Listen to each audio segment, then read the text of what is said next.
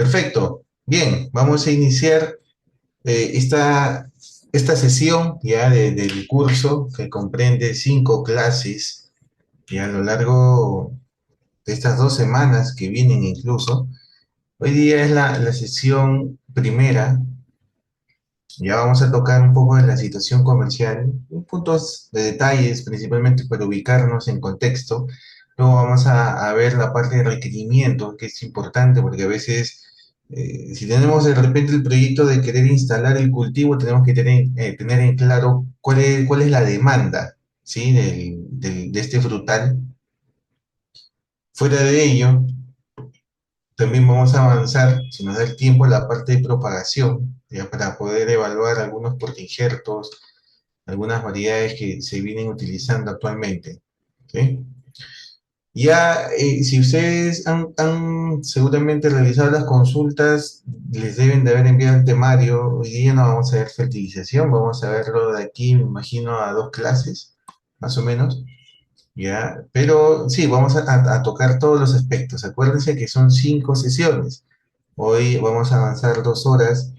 Ya, de repente por ahí no nos va a alcanzar mucho el tiempo. Es así, la idea es compartir siempre con ustedes y tener una retroalimentación, ¿ya? Respecto a cómo también van manejando el cultivo, ¿no? En sus zonas y qué problemas van teniendo. Seguramente ahora con esta primera sesión van a tener algunas ideas en claro de por qué mi cultivo no se comporta bien bajo tales condiciones, ¿sí? Bien, vamos a iniciar con la parte de situación comercial. Bueno, nos tenemos que ubicar que en realidad Perú como país no es el único productor de palta a nivel mundial. Ya hay varios. Y en realidad vamos a ver más adelante también cuáles son los países más importantes.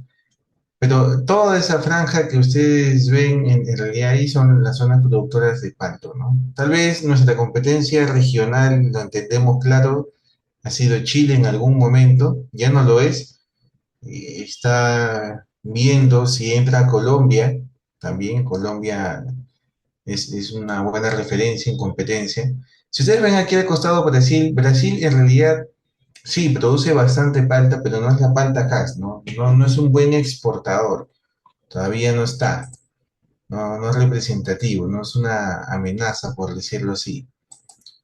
¿Ya? Pero sí produce bastante palto. Hace unos 4 años más o menos vino una delegación ya a la universidad, al programa de frutales, específicamente para poder capacitarse en cuanto a la propagación del cultivo, ¿no? Porque ya tenían unas instalaciones en Minas Gerais, tenían algunos problemas de todas maneras, pero ellos ya venían hace 4 años, ¿ah? Instalando palto Hass. De ahí su interés, ¿no? En los puertos pues, que tenemos y en fortalecer las relaciones con China, ¿no? Porque lo más probable es que la palta que ellos puedan producir viaje por el transatlántico y luego se vaya a los puertos y se vaya hacia Asia, ¿sí? Es una referencia, así que vamos a ir viendo justamente esta situación. Bien, América es el centro de origen en realidad y principalmente la parte de México. Sí, México, Centroamérica es el centro de origen del palto, eso es así. Por eso es que existen dos nombres comunes, ¿no? Aguacate y palta.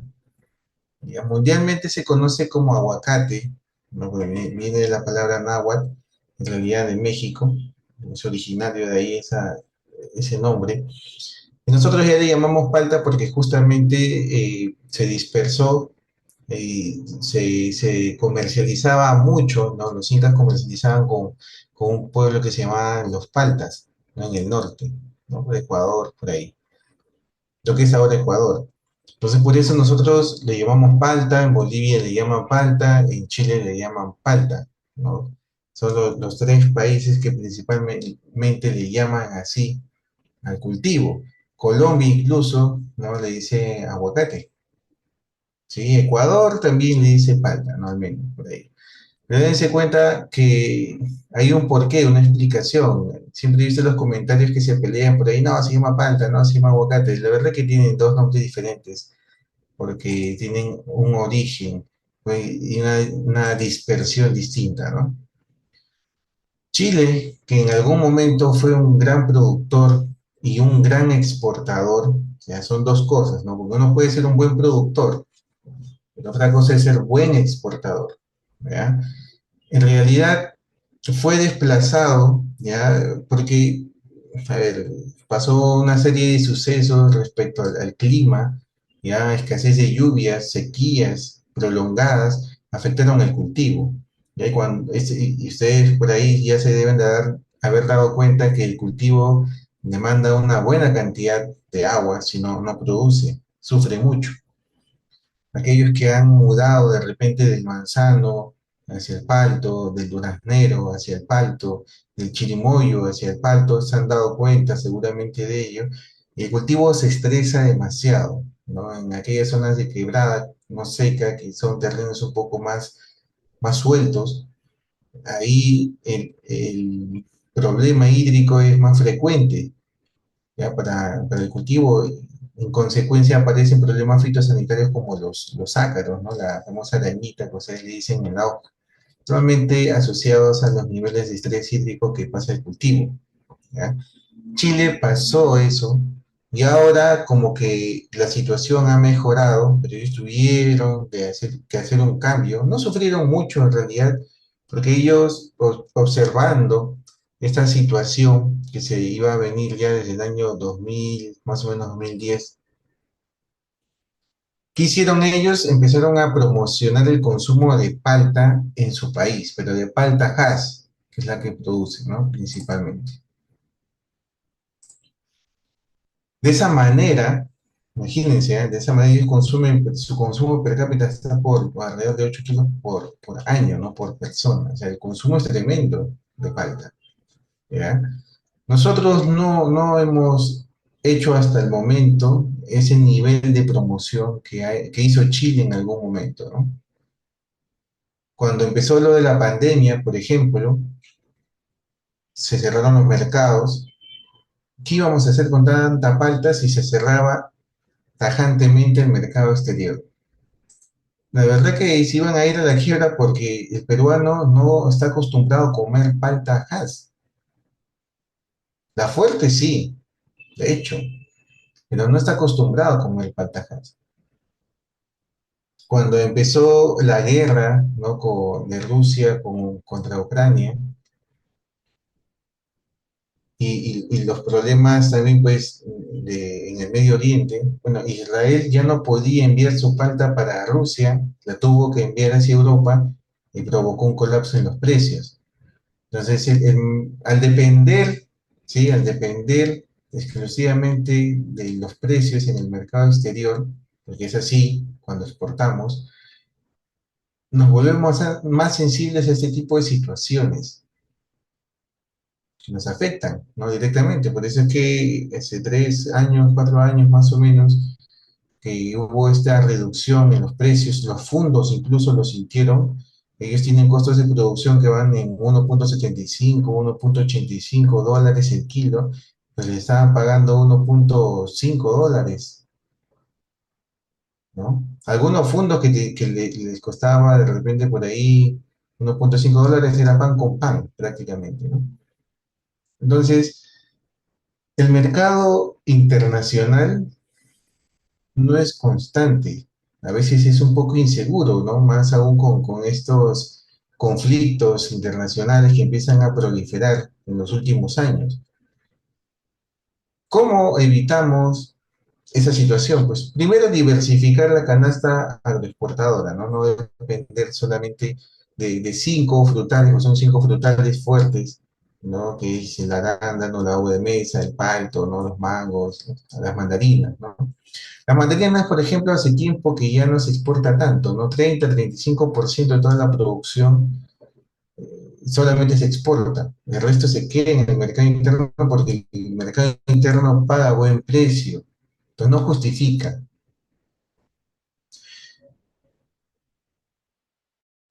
¿Cómo haríamos en el respaldo? Pues mejorar la capacidad adquisitiva de los compradores. también complicado, pues, con las últimas crisis políticas que hemos tenido, ¿no? Si bien la clase media se mantiene, pero cada vez es más complicado poder pagar más por una fruta, pues, que tiene calidad de exportación. Es difícil, pues, de nada va a servir si no se tenga mayor poder adquisitivo. Es lo que pasó en Chile, pues ellos promocionaron la palta Hass, pero ellos tienen muy buenos ingresos, ¿no? Sus ciudadanos compraban la palta Hass y se absorbió justamente esa producción nacional que ya no iba para la exportación. Y lo que no se le puede negar a Chile es que ellos siempre han sacado palta de muy buena calidad. La diferencia, la diferencia entre Chile y Perú en cuanto a la instalación de campos es que el capital de los chilenos viene justamente de, de la misma, de la misma actividad económica agropecuaria. ¿Qué quiere decir eso? Que son familias y familias, ¿no? Que se han dedicado hace años, hace muchos años y tienen empresas agrícolas. En cambio, en Perú, normalmente este boom de la agricultura empezó con un capital que vino de la minería o del sector inmobiliario. Son dos situaciones distintas. Esto, ¿qué trae como consecuencia? Que pues los chilenos de por sí ya tenían una capacidad técnica que los podía respaldar, ¿no? A diferencia de nosotros. ¿Qué es lo malo de Chile? Pues que no tenía las condiciones climáticas tan favorables. Es más, ¿no? Siendo imparciales, muchos negocios, mucho capital ya en la agroindustria peruana se sostiene de capital externo desde Chile, mucho capital chileno en Perú. Justamente porque ellos vieron, porque al final un negocio es negocio, ¿no? Ahí ya queda relegado el patriotismo. El negocio es negocio y que vieron, pues que en Perú se iba a producir mejor palta, pues llevo mi capital hacia allá, ¿no? Pasó con el arándano, ellos ahora están más con el tema del cerezo, van viendo, ¿no? Van modificando, pero la capacidad técnica que resulta en obtener una fruta de calidad, eso nadie se lo puede quitar, al menos a Chile, ¿no? Perú tiene muchos problemas porque la producción no solamente se ubica en una zona geográfica, tenemos costa, costa centro, costa norte, ¿sí? Que es donde principalmente se ubica la producción para la exportación, pero también está sierra, ¿no? La quebrada, los valles interandinos, ceja de selva, que están entrando en producción y principalmente su fruta se cosecha desde diciembre, noviembre, diciembre, enero, febrero, marzo, ¿no? Donde obviamente obtienen los mejores precios. Entonces, esta diversificación en los centros de cosecha o de centros de área cosechada en nuestro país implica pues que de todas maneras va a haber problemas, primero con la trazabilidad, que es lo que ocurre, si ustedes han estado al tanto, ya desde ese tiempo, pues ha habido rechazos con el tema de los residuos agroquímicos, ha habido rechazos incluso ahora por el tema de la materia seca, falta una maduración de su informe, y también ha habido rechazo por la contaminación por metales pesados, principalmente carne. Es complicado poder controlar toda esta situación cuando primero no se tiene una trazabilidad. Si bien existe lo que es el certificado de lugar de producción de cenaza, pero pues en el Perú, y que abunda la criollada, pues sacamos la vuelta a la norma siempre y mezclamos códigos, ¿no? Así que al final nunca se entiende nada. Esa es la problemática que sucede en nuestro país, ¿no? Que si bien todo el mundo está sembrando palta ahora, se han dado cuenta que poco a poco, pues los que van a quedar van a ser solamente aquellos que consiguen calidad, que logran calidad, fruta en primera, fruta limpia, por encima de 160 gramos para la palta Hass, al menos. Ellos son los que van a sobrevivir, ¿no? Aquellos que no reciben asesoría, no se capacitan, ¿ya? No tienen en claro justamente las proyecciones de mantenimiento que requiere el cultivo, pues van a salir de la ecuación, ¿ya? Y hay muy buenos precios, ¿ah? Por si acaso, para aquellos que son de repente de zona de sierra, y ahora los que cosechan pues de noviembre hasta marzo, tienen muy buenos precios, ya se puede manejar.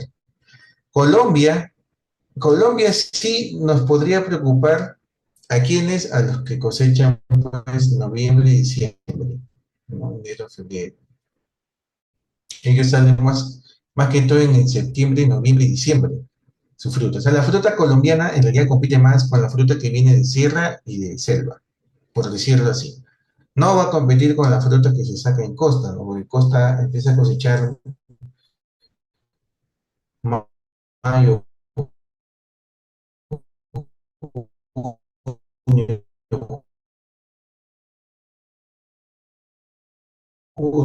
julio, ¿no? Más o menos.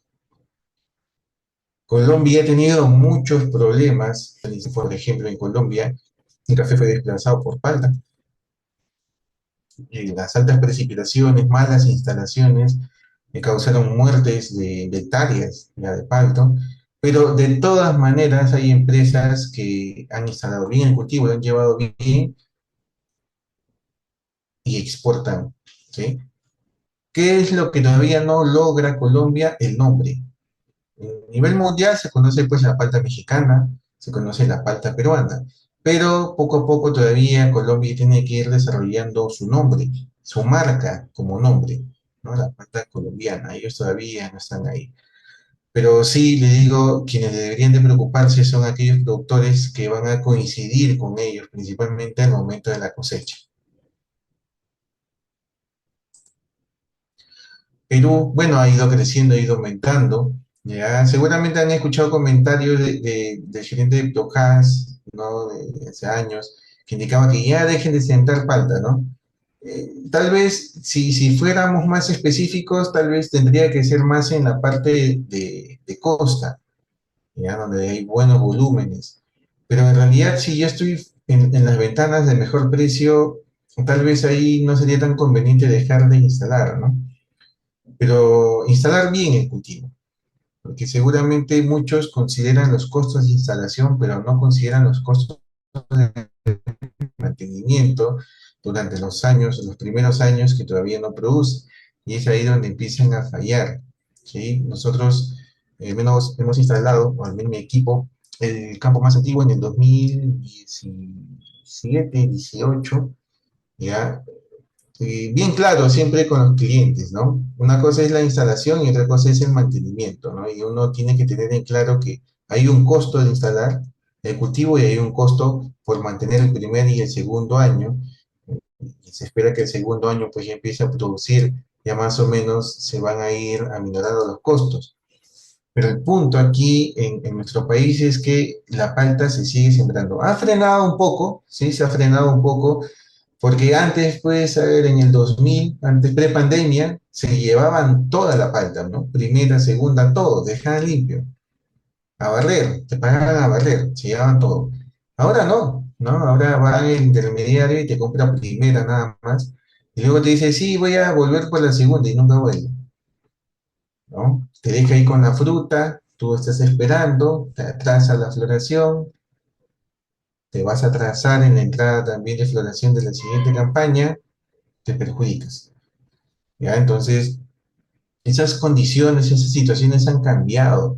Por eso es que algunos dicen, no, ya la palta no es negocio, ¿no? Eso principalmente es para aquellas personas que no se han capacitado a tiempo y no han llevado bien el cultivo. Ya hemos visto muchas fallas, muchas falencias. El campo no tiene ni media hectárea y instalan a 5 por 5, hemos visto a 6 por 6. O sea, es demasiada distancia entre los árboles en poco espacio, ¿no? ¿Cuál es la ventaja de las pequeñas unidades productivas que abundan en sierra? La ventaja es que esas pequeñas unidades productivas tienen un encargado, que normalmente es el dueño del predio. La diferencia entre los fundos, pues, que tienen grandes extensiones es que ellos tienen un encargado, pues, para 20 hectáreas, ¿no? Por supuesto, todo tiene sus pros y sus contras. Siempre se critica a la pequeña unidad agropecuaria, pues, o la pequeña unidad productiva de sierra, ¿no? Que es muy pequeña, que no se puede hacer nada. La verdad que normalmente si tienes 500 plantas bien manejadas o 250 bien manejadas, puedes sacar muy buena producción. ¿Sí? Para aquellos, hay otros que tienen más, ¿no? En una hectárea normalmente entran 1000 plantas bajo alta densidad. Bien manejado, pues al segundo año te están soltando unas 10 toneladas por hectárea, ¿no? 10 kilos por planta al menos. En una hectárea, 1000 plantas, 10 kilos, 10 toneladas, 10 toneladas que te paguen el más bajo precio de repente, de 5 soles, ¿no? Porque a muchos les pagan en enero 6,80, 6,50, ¿no? Muchos productores que asesoramos también logran sacar volumen. Ellos sacan fácilmente a sus 3 4 camiones, ¿no? En 2 hectáreas. Y claro, como ya tienen volumen, hacen el trato directamente con la planta procesadora, ya no a través de intermediarios, y se lleva, ¿no? Pues que las plantas trabajan por unidad mínima de 10 toneladas. Si tú no llegas a eso, la verdad que es muy difícil, ¿ya? ¿Por qué les digo esto? Porque muchos productores, pues por temas de falta de experiencia, consideran de que no, que la asesoría tiene que ir solamente enfocado hacia que nos ayuden a exportar. ¿Cómo le vamos a ayudar a exportar su fruta si no tienen volumen? Un contenedor mínimo te pide 20 toneladas de fruta.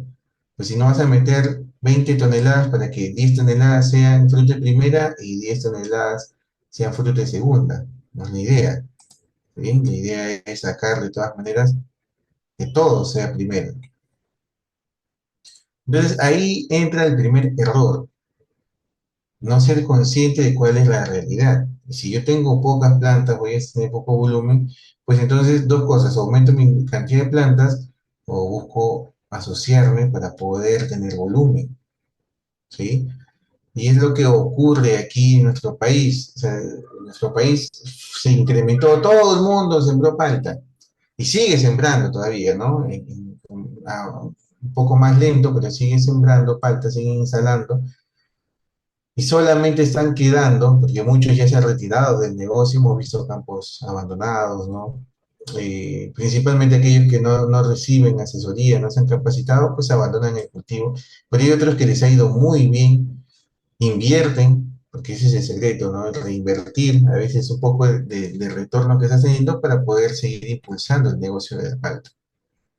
Y miren cómo se da, ¿no? La producción a nivel nacional y quiénes son nuestros competidores, porque justamente le decía, a nivel regional, pues está Chile, está Colombia, pero a nivel ya del hemisferio sur está Sudáfrica también. Sudáfrica compite al menos con la fruta que sale ya en abril, mayo, junio, ¿no? Perú, aquí dice ya el golpe, sí, abril, mayo, junio, julio, agosto, que es la fruta de costa, pero siempre hay un poco menos que sale en noviembre, diciembre, enero, febrero, que ahí es donde están los precios.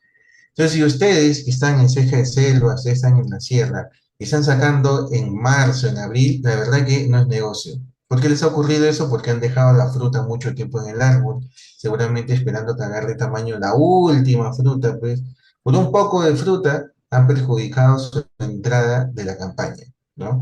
El secreto aquí está en irse hacia inicios de año o finales de año, y se puede manejar muy bien el campo. ¿No? Pero claro, tengo que ser consciente pues cuando tengo que iniciar, ¿no? Y manejar bien el cultivo. La Libertad, ¿no? Lima, Lambayeque, ahí están los departamentos de mayor producción, ya en volumen. Y al final vamos a hablar aquí del origen. ¿Ya? Es una zona, ¿qué es una zona tropical? Es la zona más cálida del planeta, ¿sí? De esta zona tropical, pues la zona ecuatorial es la súper calurosa, ¿no? Ahí es donde está ya Ecuador mismo y coincide, ¿no? Por eso el nombre. La zona tropical siempre es la zona más cálida, ¿sí? Entonces nosotros cuando queremos abarcar en el cultivo de palto, nosotros ubicamos aquí el trópico de Cáncer, ¿sí? Aquí en esa línea roja, y observamos que el origen del palto está en Centroamérica y también un poco más, o sea, y en México, porque agarra un poco más de esa línea del trópico. O sea, hay razas, por decirlo, vamos a ver más adelante lo que son las razas, que también se originan de una zona subtropical, no solamente de la zona tropical propiamente dicha, sino también de la zona subtropical. Es por eso que el palto crece muy bien en las zonas frías, pero principalmente aquellos paltos que tienen genes de esa zona. ¿Y quiénes son? Pues las guatemaltecas, ¿no? La raza guatemalteca, por ejemplo, Hash tiene genes de la raza guatemalteca. Por eso es que crece muy bien bajo estas condiciones frías. Si ustedes se dan cuenta, en ese mapita, esto más oscuro, más marroncito, lo que se ve aquí es la cordillera, porque también ellos tienen parte montaña, por decirlo así, unas partes elevadas. Bien, hay paltos que se originaron ahí. Por eso es que las casas se comportan muy bien en altura, ¿no? Están 2.800, 2.900, 3.100 en San Miguel de Ayacucho. O sea, en Guatemala nada más, aquí también hay paltos a 3.100, ¿no? Que crecen muy bien, que claro, ellos tienen esos genes. Los que tienen genes mexicanos, genes más antillanos, prefieren más partes bajas, ¿sí? El palto fuerte, por ejemplo, cuando yo lo siembro más arriba, lo más probable es que yo empiece a tener problemas de palto dedo, estos paltitos alargados sin semilla. El frío les afecta al palto fuerte. Y uno se confunde, ¿no? Porque el palto, los mexicanos pueden ser tolerantes en su raíz, en su crecimiento al frío, pero durante la floración son sensibles al frío. Entonces, lo que nos importa saber es quién es más tolerante al frío, pero durante su época de floración. Y quien es más tolerante al frío durante esa época es el palto Hass. Igual, ¿no? Lo que nos conviene siempre es escaparnos de esa época un poco más fría, ¿no? Si ustedes se pueden dar cuenta, ya, estamos dentro de la zona tropical y por ahí un cachito de la zona subtropical, ligeramente fría nada más, ¿sí?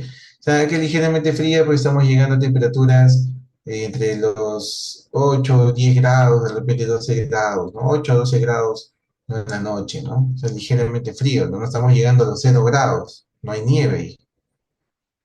Sí, entonces desde hace 7.500 años antes de nuestra era ya existe evidencia del consumo de la palta, ¿no? O del aguacate, como le dicen los mexicanos. Y a partir de ahí inicia su proceso de domesticación.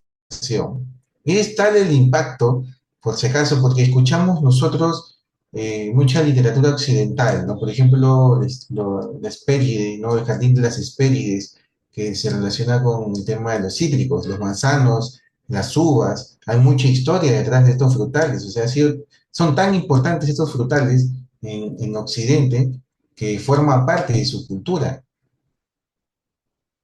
En América, el palto también tiene ese nivel de importancia, o ha tenido ese nivel de importancia en las culturas, ¿sí? De Centroamérica. Tanto así que servía incluso eh, como intercambio, servía para poder intercambiar también cosas. ¿Por qué? Por su valor, ¿no? De todas maneras, su valor nutritivo, su valor nutricional y poco a poco ya su valor cultural que se iba regando. Entonces, a partir de esta zona subtropical, ¿no? Y de Centroamérica, fue migrando hacia la parte sur, ¿sí? Poco a poco. Y aquí, pues, de todas maneras, intervino el ser humano. No llegó aquí solito, ¿no? Es una tremenda semilla, la verdad que difícilmente un ave la puede dispersar.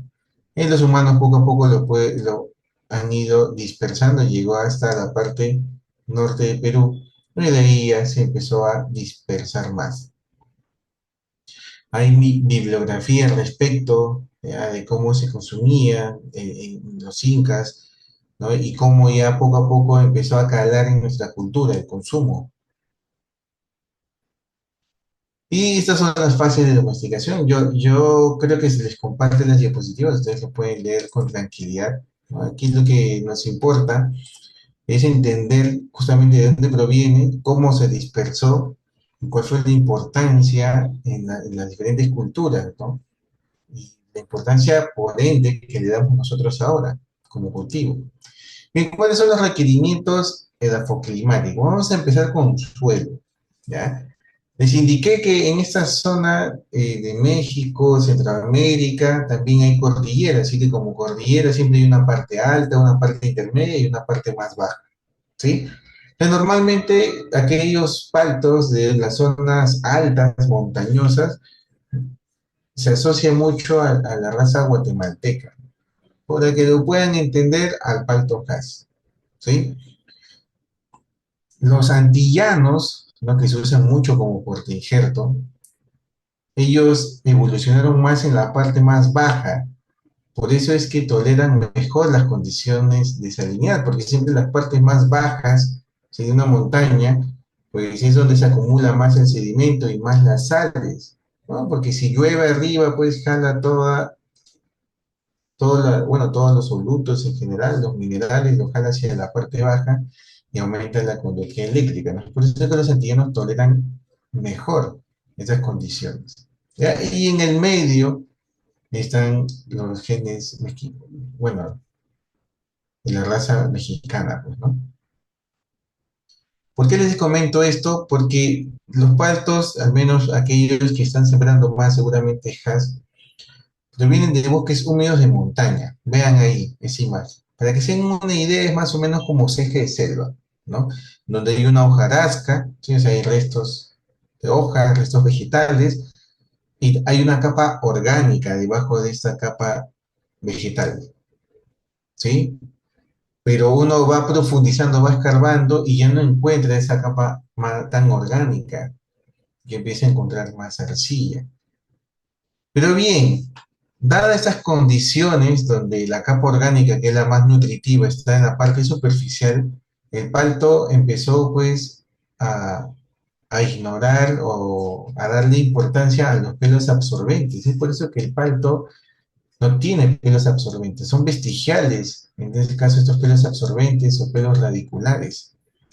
¿Por qué? Porque la comida estaba ahí nada más, en la superficie. No vio tampoco la necesidad de profundizar más, por eso es que el palto es de raíces superficiales. Ha evolucionado bajo esas condiciones. No profundiza tanto, no tiene pelos absorbentes, pelos radiculares. ¿Por qué? Porque la comida estaba ahí en la superficie. Y esto es muy importante, ¿ah? Porque aquellos que no colocan la famosa cobertura seca o el mulch, los paltos ahí sufren mucho más. Nosotros lo primero que recomendamos cuando vamos a los campos de cultivo es colocar cobertura. ¿Para qué? Para buscar imitar esta situación natural. Y el palto puede emitir las raíces en la parte superficial donde abunda también pues, más oxígeno. Y están ahí también los nutrientes a disposición. Entonces el palto ha evolucionado bajo esas condiciones. No sé si por aquí alguno es de ceja de selva y tiene sus paltos, pues en ceja de selva el palto crece de maravilla. Al año, en realidad, en ceja de selva, al año al palto ya se le puede hacer producir porque tiene una copa tremenda, o sea, desarrolla una copa rapidísimo. Nosotros hemos tenido el caso de éxito más rápido, pues al año 3 meses, que ya empieza a florear. Entonces, exactamente un poco antes de que cumpla los 2 años, ya estoy cosechando. Increíble, ¿no? Porque entendiendo justamente estas necesidades que tiene el cultivo. Pero hay ciertas incógnitas y ciertos, de todas maneras, cuestiones que tenemos que resolver. ¿Por qué? Porque si nosotros nos situamos en una condición de ceje de selva, pues también llueve mucho. Y normalmente cuando llueve mucho en este tipo de suelos también se satura porque es arcilla, ¿no? Pero bien, el palto, a pesar de haber crecido bajo esas condiciones, exige un buen drenaje. O sea, ese suelo tiene que tener buen drenaje. Ese suelo tiene que tener buena aireación. Ese suelo tiene que ser alto en poros, tiene que tener buena porosidad, buena capacidad de retención de humedad, que eso sí, en cierta medida, ¿no? Los suelos arcillosos tienen eso, y alto contenido de materia orgánica. Ahora, aquí entra la incógnita. ¿Cómo puedo yo compatibilizar una buena capacidad de retención de humedad con un rápido drenaje? Porque normalmente cuando pienso yo en buena capacidad de retención de agua, pues pienso en un suelo arcilloso que retiene harta agua. Pues un suelo arcilloso lo menos que se caracteriza es por tener un buen drenaje. Por lo tanto, tiene una mala dirección. Pero nos olvidamos de que el componente especial en este tipo de suelos es la materia orgánica. Y la materia orgánica mejora la estructura del suelo, Por lo tanto, un suelo arcilloso lo va a volver también un suelo de buen drenaje y un suelo de buena aireación. Y muchos seguramente hemos caído en el error de instalar sin preparar previamente el terreno. O a lo más hacemos un hoyito pequeñísimo y ni le agregamos ni siquiera ni un puñado de compost, ¿no? O de estiércol. ¿Por qué? Bueno, por falta de conocimiento, ¿no? Pensamos que no, sí, este suelo ya está descansado, le agregamos eso nada más. Hay que acondicionar el suelo, hay que soltarlo un poco para que se oxigene porque necesita buena aireación. Miren cómo la tasa de difusión de oxígeno, pues en los suelos saturados, o sea, en los suelos que se saturan, que fueran muy húmedos, fueran barrosos, esos suelos, pues, la tasa de difusión de oxígeno es 10.000 veces menor que en el aire. Y el palto, pues, necesita un suelo bien oxigenado. Si yo voy a instalar, pues, en una zona donde hay alta precipitación, lo primero que tengo que hacer son canales de dren o levantar un poco el cultivo a través de los camillones. Pero tengo que guiarme de eso, porque lo que requiere aquí el palto es oxígeno. Y el oxígeno es importante para que ingresen también otros nutrientes, minerales por la raíz del suelo, ¿no? Ese es un suelo ideal y ese es un suelo compactado. Y la mayoría piensa que solamente los suelos arcillosos se compactan. No, los suelos arenosos también se compactan. Por eso es que aquellos que de repente han tenido la experiencia de estar en un fondo en la costa norte, pues al momento de preparar el terreno, entra un subsolador, que es un aparato especial, ¿no? Un apero especial para la maquinaria, que ingresa 80, un metro 20, incluso de profundidad, dependiendo de la capacidad de la máquina, para poder romper capas compactas que puedan haber a esa profundidad. Porque sí, el suelo arenoso es una calicata más de 1 metro de profundidad. Podemos nosotros detectar si es que hay capas compactas o hay una capa de arcilla más abajo.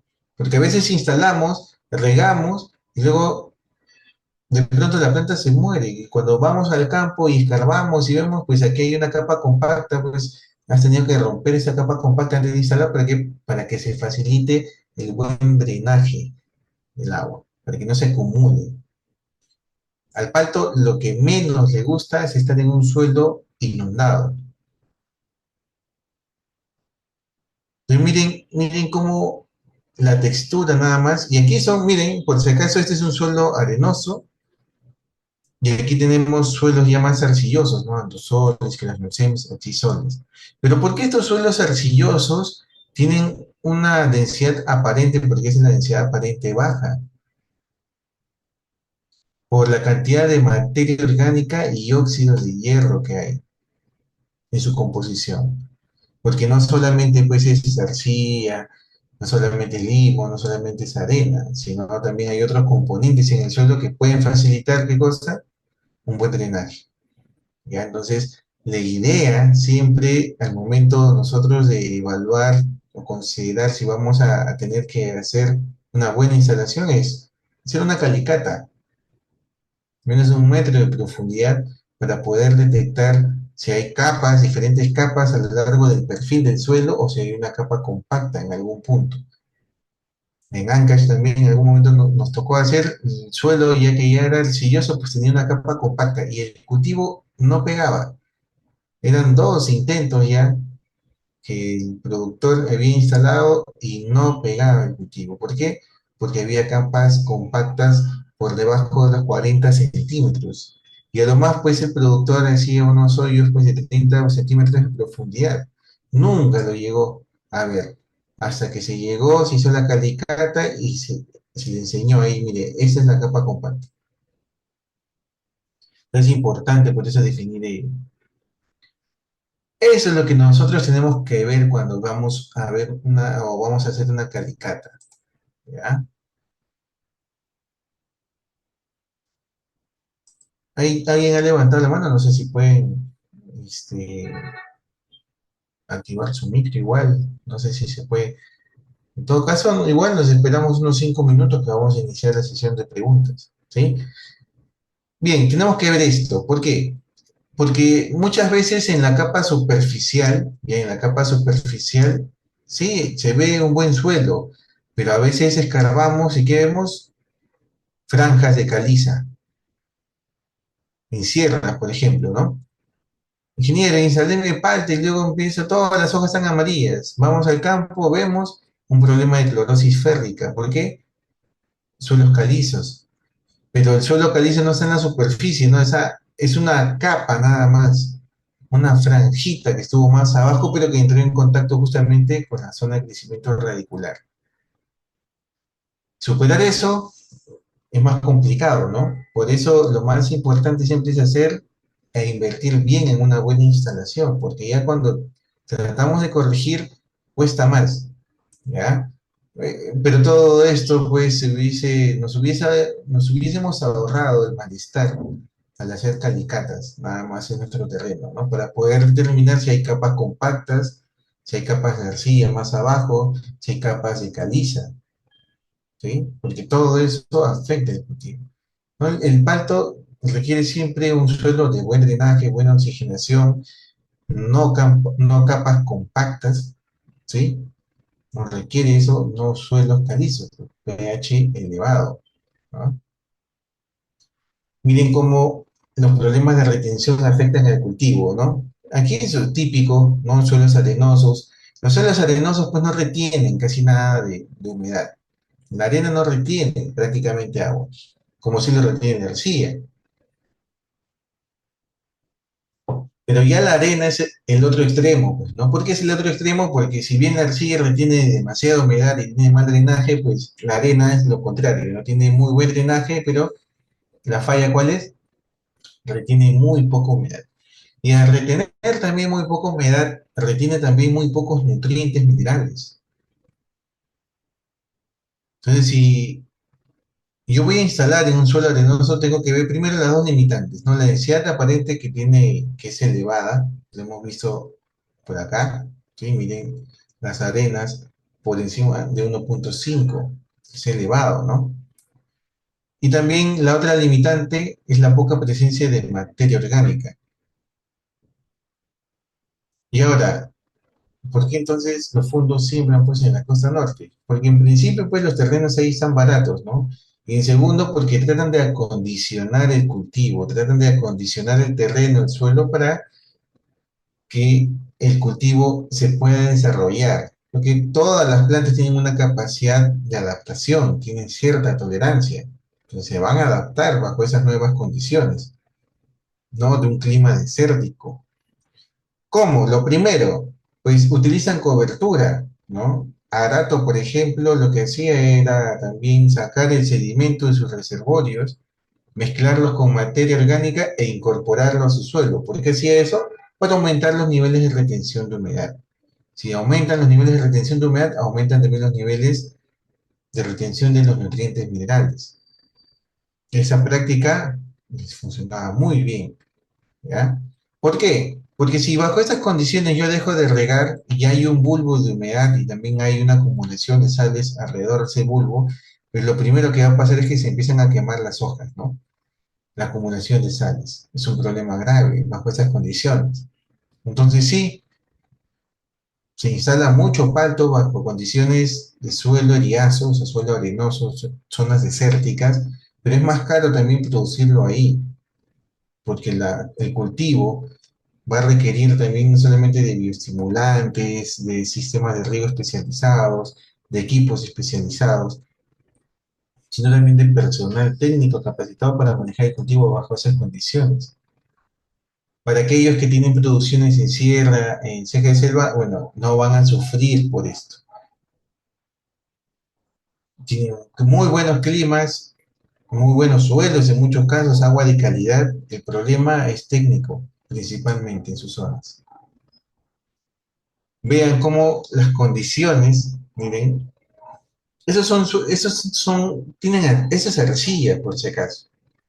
Pero al tener óxidos de hierro, mejora de todas maneras la capacidad de drenaje. Esos grumusoles, por ejemplo, que son suelos típicos de Chile, suelos típicos de Israel, sobre estos suelos se han instalado paltos.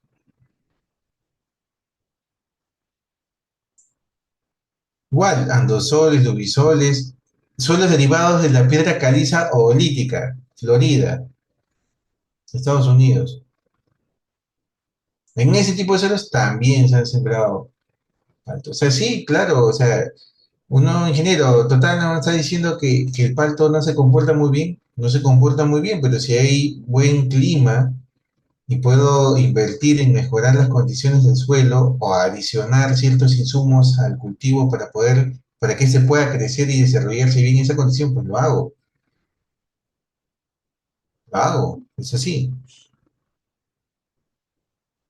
Entonces, el suelo, sí, puede ser una limitante, pero por eso es importante conocer qué aspecto o qué factor del suelo va a afectar a mi cultivo para yo acondicionar en cierta medida el suelo y ver de aplicar un plan estratégico durante todo el desarrollo del cultivo para que no le afecte. Si sé que voy a sembrar en un suelo pues, que tiene pHs elevados, tiene caliza ahí prácticamente, pues entonces tengo que depender bastante de aplicaciones foliares de hierro. Eso es así, de quelatos de hierro o quelatos de micronutrientes para aplicaciones foliares. Entonces la dependencia de estos insumos aumenta. Pero si no tengo estas condiciones, no tendría por qué hacer ese tipo de aplicaciones. Nos tocó ver un caso en la convención, igual en Cusco, ¿no? De inicio, el almacén estaba llenecito, ¿no? De quelatos de hierro. ¿Y qué iban a aplicar? Pues si bajo, en su zona, pues pH ácido, ¿no? Por debajo de 6,5. Ahí no hay un problema de disponibilidad de hierro, para nada. Los problemas eran otros, eso sí, pero por eso uno no puede copiar y pegar. No puede, lo menos que puede hacer uno es copiar y pegar, porque tenemos costa, tenemos sierra y tenemos selva, nada más. Yo no puedo, lo que yo hago en costa no lo puedo hacer en sierra, y lo que hago en sierra no lo voy a hacer necesariamente en zona de eje selva. Tengo que entender la naturaleza de cada una de estas limitaciones. Aquí nada más, miren, esto es lo que tenemos nosotros que ver, ¿sí? Aquellos que tienen una buena cobertura, protegiendo la parte superficial del suelo, sacan esa cobertura ahí y ven esas raíces. Ahora muchos seguramente están en crecimiento de fruto. Se han necesitado harta citoquinina para eso. Ya, estas raíces sintetizan citoquininas de forma natural. Claro, para aquellos que no tienen este nivel de raíces al momento de la prefloración y floración, sí, hay que hacer aplicaciones de citoquininas. Pero si vemos que tienen este nivel de raíz, ya no es necesario ese insumo. ¿Se dan cuenta? Entonces, ¿por qué? Porque seguramente ustedes se van a una tienda de agroquímicos y le dicen, ¿sabe qué? Estoy en prefloración o estoy en floración, de frente te recomienda un extracto de algas y unas citoquininas. Pero no, pues yo la tengo que aplicar dependiendo si mi cultivo lo va a requerir o no lo va a requerir. Pero si por el contrario yo no tengo estas raíces en la superficie del suelo, sí, pues se va a hacer necesario y voy a depender de aplicar ese insumo. El objetivo es este. Si ustedes me preguntan, aquí nada más, ¿ah? Aquí nada más. El objetivo de todo este curso, ¿no? De 5, 10, 5 sesiones, va a ser que al final ustedes logren obtener esto en sus predios, en sus campos. Ese es el objetivo.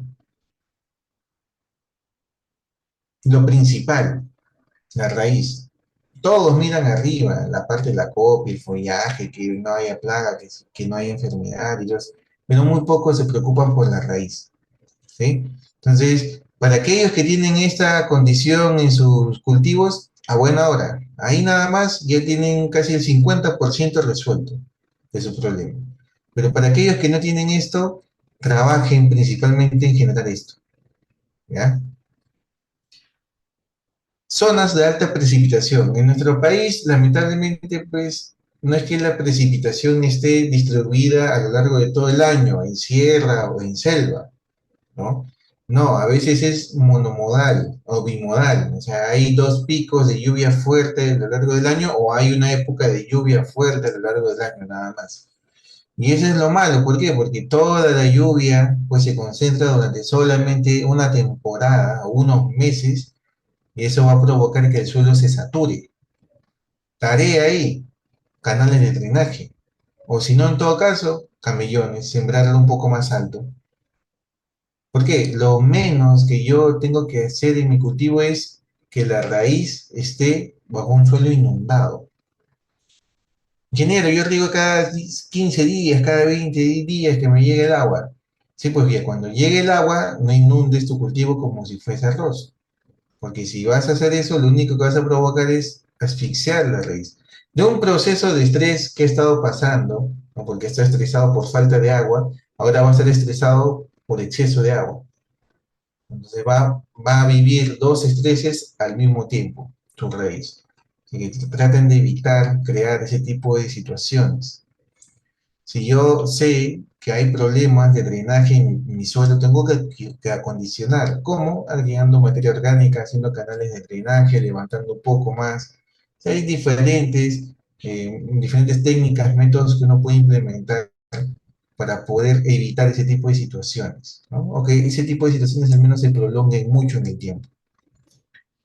Miren estos suelos arenosos y miren a lo fondo, es cobertura, ¿no? Saben muy bien que están en un suelo arenoso, saben muy bien que el sol aquí nada más puede elevar la temperatura en la superficie a más de 50 grados centígrados.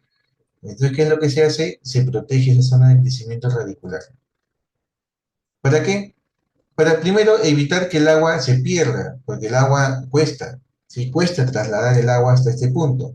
Entonces, si esto está así desprotegido, la verdad que el agua aquí no va a durar nada, porque el suelo arenoso es un buen conductor térmico, así que si hay 50 grados, ahí nada más en la superficie se mantiene casi en los 3, 5 primeros centímetros, ¿no? En temperatura elevada. Se evapora el agua, pues. Se evapora el agua y se pierde. ¿Y qué es lo malo? Que luego hay un flujo ascendente de las sales.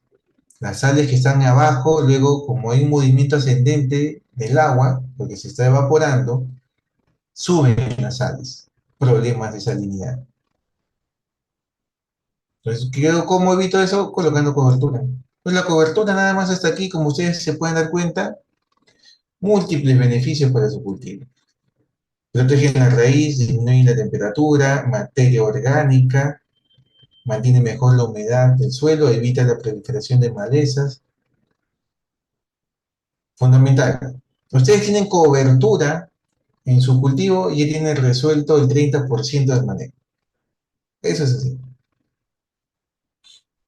Y miren cómo la cantidad de la materia orgánica es importante, ¿no? A veces ni nos fijamos de eso. No tenemos a veces un análisis de suelo, ya no lo tenemos, no sabemos cuál es el porcentaje de materia orgánica, lo desconocemos.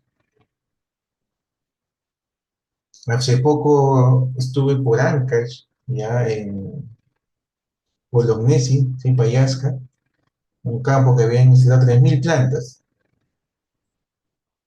Miren, lo interesante ahí. Se habían preocupado por la parte de instalación, o sea, sí tenían capital para la instalación, pero no había capital para el mantenimiento. ¿Y cuál fue la consecuencia? Instalaron el cultivo y tuvieron un mal manejo de riego, ¿ya? ¿Y qué pasó? Las plantas empezaron a morir por fitóftora, se empezó a comer la raíz. ¿Por qué? Porque el suelo se inundaba, habían plantas que se regaban más que otras, recibían más agua, un suelo arcilloso. ¿Qué pasó? Empezó a proliferar la enfermedad. Sí, podían aplicar un metalaxil, simoxanil, un fosfito, un fosetil y todo. Pero si no mejoro la condición del suelo, va a seguir apareciendo la enfermedad. Entonces, la importancia y nada más de agregar una buena cantidad de materia orgánica al suelo.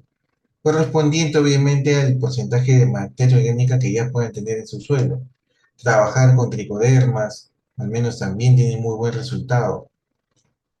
Pero lo fundamental aquí es mejorar la estructura del suelo para estas condiciones. Las enfermedades, las plagas pueden aparecer, pero si su planta goza de muy buena salud, no van a afectarlo de forma significativa al menos. ¿Sí? Y la cantidad de tipos de suelo que tenemos en nuestro país. Así que imagínense, pues, las pautas que uno tiene que seguir. Por eso le decía que lo que uno aplica nada más en costa, no lo aplico en sierra, ni lo aplico en selva. Y aún así, dentro de sierra, pues dentro de costa, no puedo aplicar lo que se aplica en el norte, en el centro, en el sur igual. Cada condición es distinta. Y vamos a responder hasta aquí algunas preguntas. Dice, a ver, en Argentina, ¿por qué no producen palta? El frío, pues. Ellos tienen grandes pampas, sí, grandes pampas, pero las temperaturas, los vientos son fuertes, ahí, las temperaturas son bajas, ¿ya? No llegan a producir, y así como nosotros tenemos la facilidad. En Chile se produce, pero en la parte norte, ¿no? Principalmente. Sí, hay alguien que está levantando la mano, pero yo no tengo acceso a poder darte activarte el micro, creo, pero por ahí de repente lo van a hacer, ¿sí? ¿Cómo está afectando el cambio climático al palto? Bueno, lo primero, en la entrada en floración, ¿no? ¿Sí? Las horas acumuladas de calor afectan el cultivo. Ahora, por ejemplo, dijeron que este invierno en costa iba a ser fuerte, se iba a sentir fuerte, pero la verdad que a veces sale, se despeja y sale un sol fuerte, ¿no? Entonces, si ese sol persiste y por ahí se nos escapó el riego, se activa y florea todo. Se adelanta la floración, ¿no? Eso es lo que puede pasar.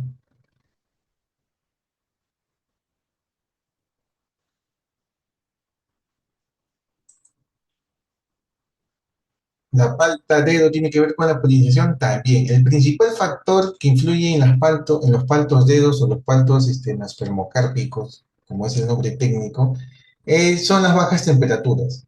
¿Sí? Como segundo factor importante está la polinización y como tercer factor importante están los temas relacionados a la nutrición. ¿Ya? Lo primero que uno tiene que hacer es escaparte de la época más fría para que florezca. Algunos, por ejemplo, en sierra, si han tenido flor loca, ha sido entre enero, febrero, la flor loca, la flor adelantada. Y en esa época, pues la lluvia hace que la sensación térmica disminuya.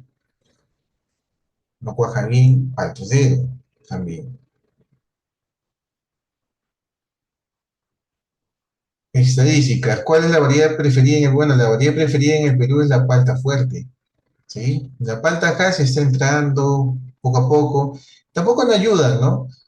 Por ejemplo, en los supermercados, Plaza B, Awon, al menos, las paltas Hass que se ofrecen son las paltas de descarte, son las que miden menos de 160 gramos y a veces tienen alguna que otra heridita, ¿no? O sea, los saldos, ni siquiera es un saldo de exportación, ¿no? Son las paltas más pequeñas. Entonces, pues, si me van a ofrecer para consumir algo que es lo que está sobrando, por decirlo así, lo que quedó de faja, al menos no se siente cómodo. Más aunque la palta Hass madura volviéndose la cáscara negra. Entonces, nosotros que estamos en un país tropical, que estamos acostumbrados, pues, a ver frutos que maduren naranja, verde, rojito y todo, vemos una fruta que cuando está madura en realidad es negra, tampoco atrae mucho.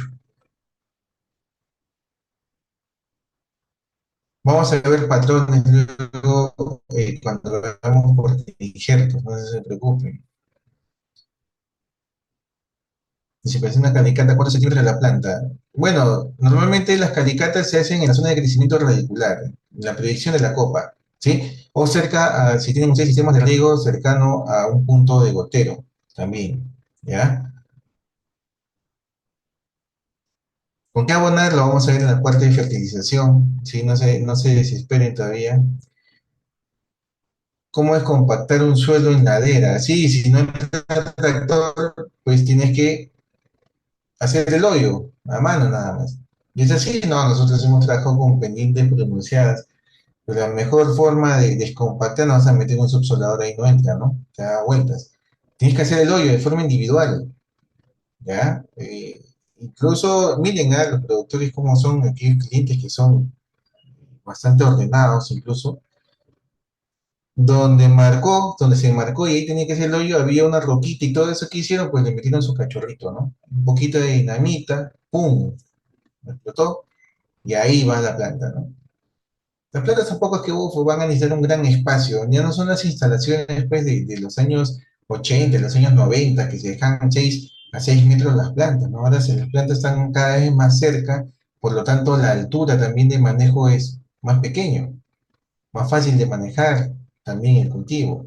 Por eso es que tampoco necesitan tanto espacio en su raíz, pero al menos pues si se libera un metro por un metro por un metro, a buena hora. Ahora, ese es un super hoyo, ¿no? Normalmente la mayoría de las instalaciones se manejan con 80 por 80 por 80 y va muy bien, ¿sí? Sí, en tierra arenosa es claro que sí se puede sembrar palto, no hay problema, ¿no? Los fundos, ¿no? De la costa norte principalmente están ubicados en suelos arenosos, así por qué no podrían hacerlo?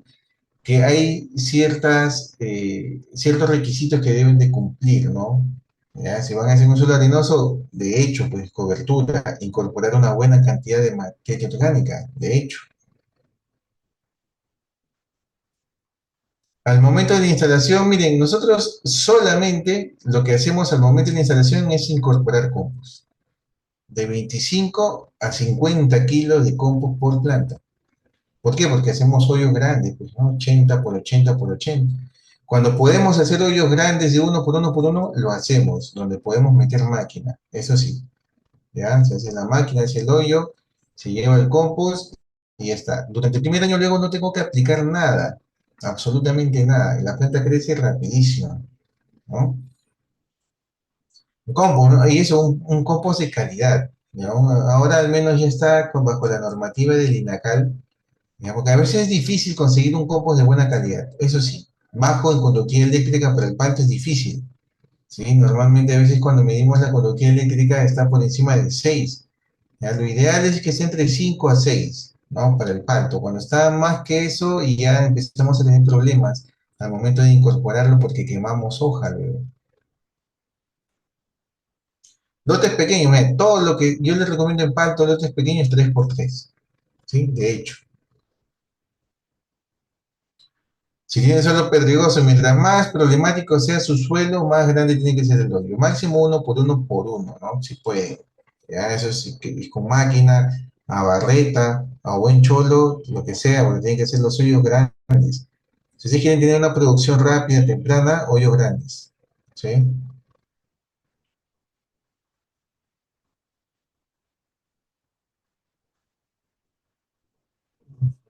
Ya, más preguntas. Bueno, hay muchas preguntas que las vamos a ir solucionando a lo largo de toda la clase. Sí, las diapositivas se comparten, no tenemos problemas con eso. La verdad que es más lo que se habla. La Jazz sí se produce en costa muy bien, pero prefiere los climas serranos. Por eso es que se prefieren los intermediarios se pelean por la palta serrana porque es una palta viajera, ¿sí? Es una buena palta.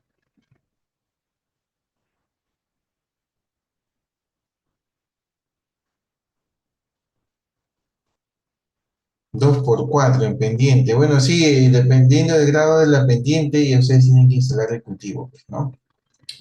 Lo ideal es protegerlo, por ejemplo, lo que más se obvia, que vamos a verlo más adelante ahora, es el viento.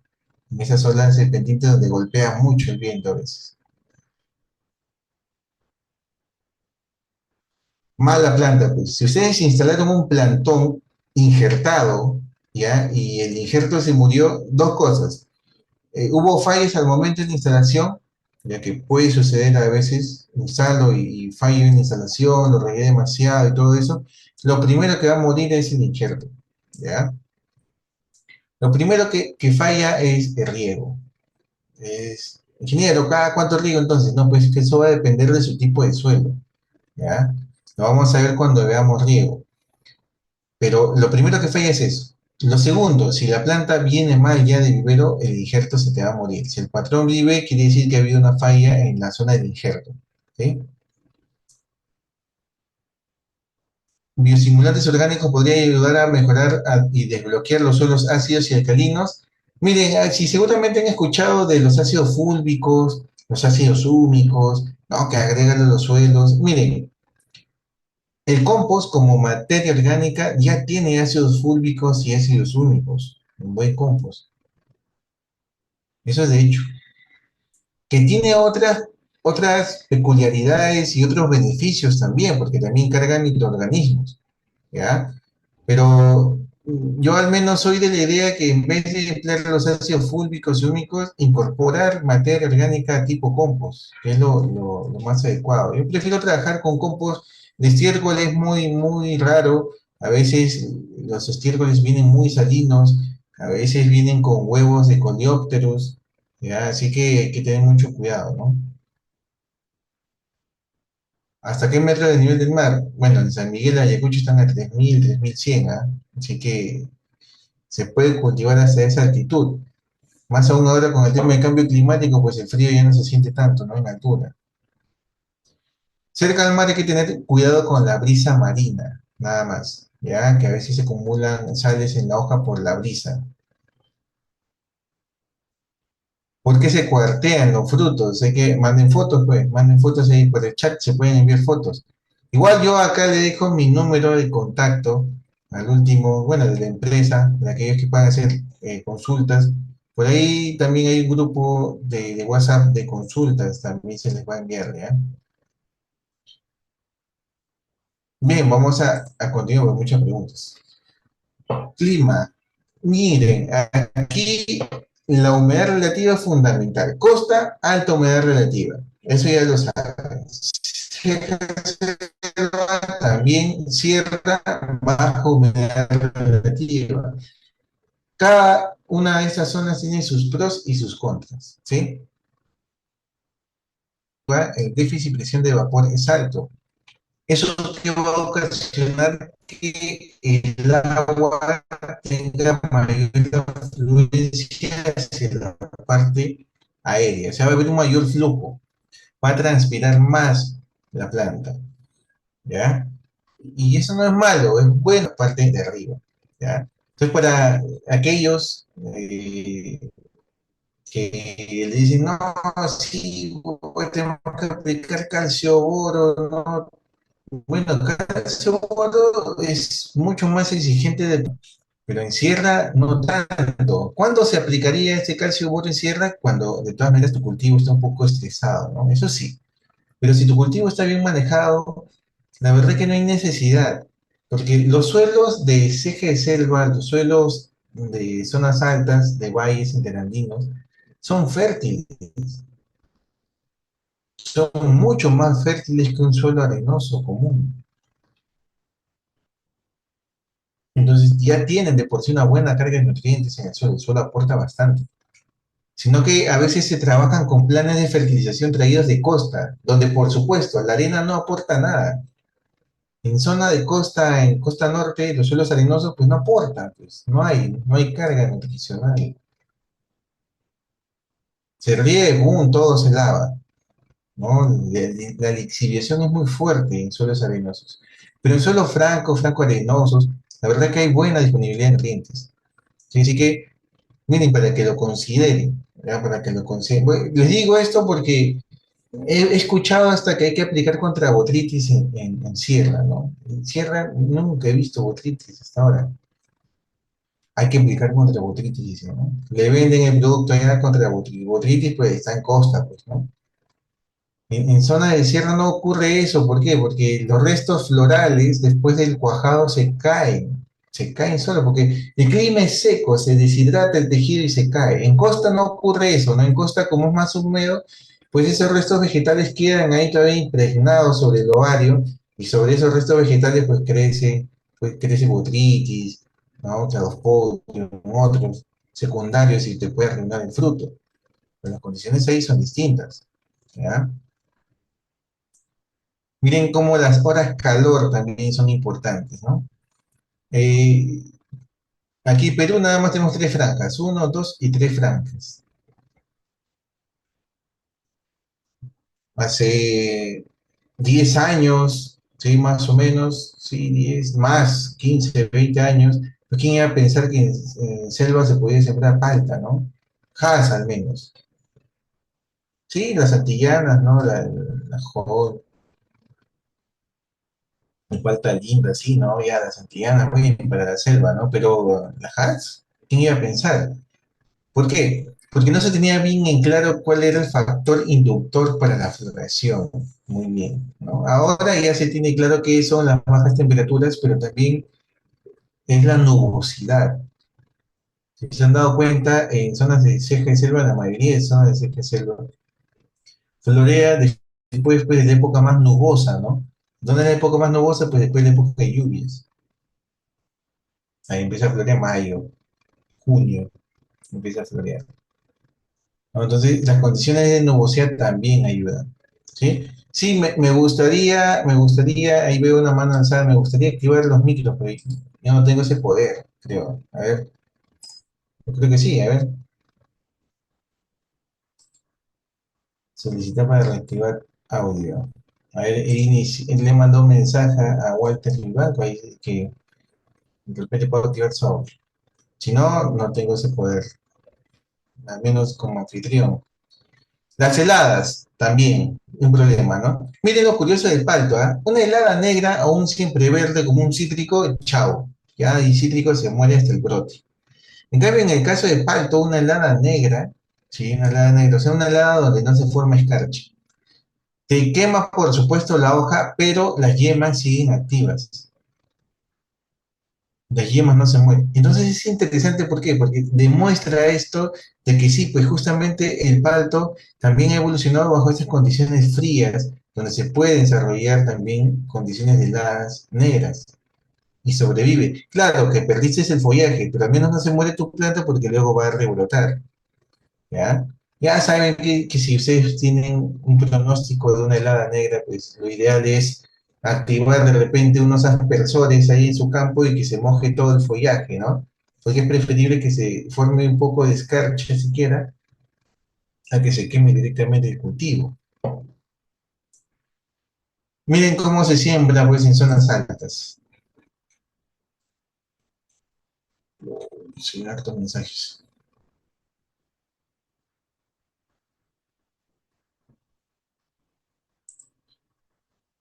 Sí, por supuesto. Miren esta plantita de aquí, 2021, más, esto se sembró en el 2000, finales de 2019. Miren la carga de fruta que tiene. En ese campo, nada más, en su primera campaña, se llegó a sacar 15 a 20 kilos por planta. Sí se puede sacar, por supuesto. Eso es lo interesante de zonas de sierra, de sesca y selva. La producción es precoz. Y con plantas, bueno, con plantas, por supuesto, buenas plantas, ¿no? Buenos plantones, porque también hay plantones y plantones, pues, ¿no? Hay que contar bien cómo crecen todos parejitos, no son paltos clonales, ¿ah? Por si acaso que lo vamos a ver cuando veamos propagación. Estos no son paltos clonales, ¿no? Estos son paltos convencionales, ¿ya? Son, bueno, son plantones de la universidad, ¿ya? Pero son plantones convencionales, propagados en patrón por semilla. Una buena semilla, eso sí, ¿ya? Pero sí, se puede sembrar en altas altitudes, por supuesto, sí, en laderas también, que se prefiere altas densidades para que se pueda proteger el cultivo. Eso sí, acá se dan cuenta que están pegaditas unas con otras y se manejan en ese tamaño. Es full poda. Bueno, buena poda, pues, ¿no? Sistemas de poda que lo vamos a ver más adelante. Pero sí, entonces de esa manera se protege el cultivo. ¿Por qué? Porque la humedad relativa aquí aumenta ligeramente. Ya no es como estar separado y luego que a 6 metros encontramos otra planta. No, ya no ocurre eso. Yo creo que sí, yo te puedo activar el audio. Ahí está como usuario, creo. ¿Qué tal, ingeniero? Buenas noches. ¿Qué tal? Sí, me Saludar. escucho. Bueno, un placer escucharle, ingeniero. Muy didáctico en sus intervenciones. Quería preguntarle solamente si yo hace en la mañana conversaba con un promotor de Agrobanco sobre la instalación de unas parcelas de palto en la ceja selva. Y me indicaba de que no era posible toda vez de que, en comparación a lo que usted dice, por ejemplo, de San Miguel, en Ayacucho, el palto Hass es más cremoso, pero el palto que se quería instalar en el lugar donde yo le indicaba, la ceja selva, me indicaba que por su experiencia era muy aguachento. ¿Es cierto eso, ingeniero, o es una cuestión de manejo? Ya, ¿usted a qué altitud exactamente se encuentra? En Geltabamba, que está más o menos a 1300 a 1900 el terreno. Ah, no hay ningún problema. Miren, nosotros tenemos un campo y ya igual, bueno, hay varios campos, están entre los 1500 también, sé que se produce muy bien, una muy buena parte. Es manejo. Miren, la verdad que una cosa es tener una apreciación personal y otra cosa es pues tener los datos técnicos, ¿ya? ¿Por qué me sale la palta guachenta? Aspectos nutricionales, no solamente la fertilización. Nosotros pensamos que la cuestión nutricional es solamente el fertilizante, y no, nos olvidamos de la hoja. La hoja también da nutrientes a la fruta, ¿sí? Vamos a verlo eso más adelante.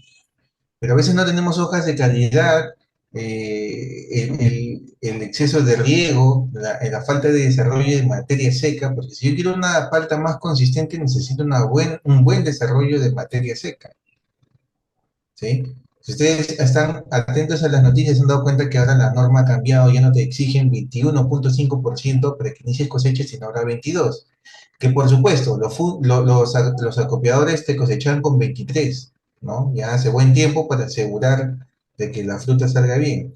Pero no, no, para nada. La verdad que la palta cremosa sale muy bien en todos lados dependiendo del manejo. Ahora, yo sí podría dar una apreciación personal. A mí me gusta más la palta de sierra por el tema de que al desarrollarse en un clima más seco, la acumulación de calcio es distinta, ¿sí? Es por eso. En cambio, tal vez la coincidencia entre seca y selva y costa es que debido a la alta humedad relativa que hay, eso varía.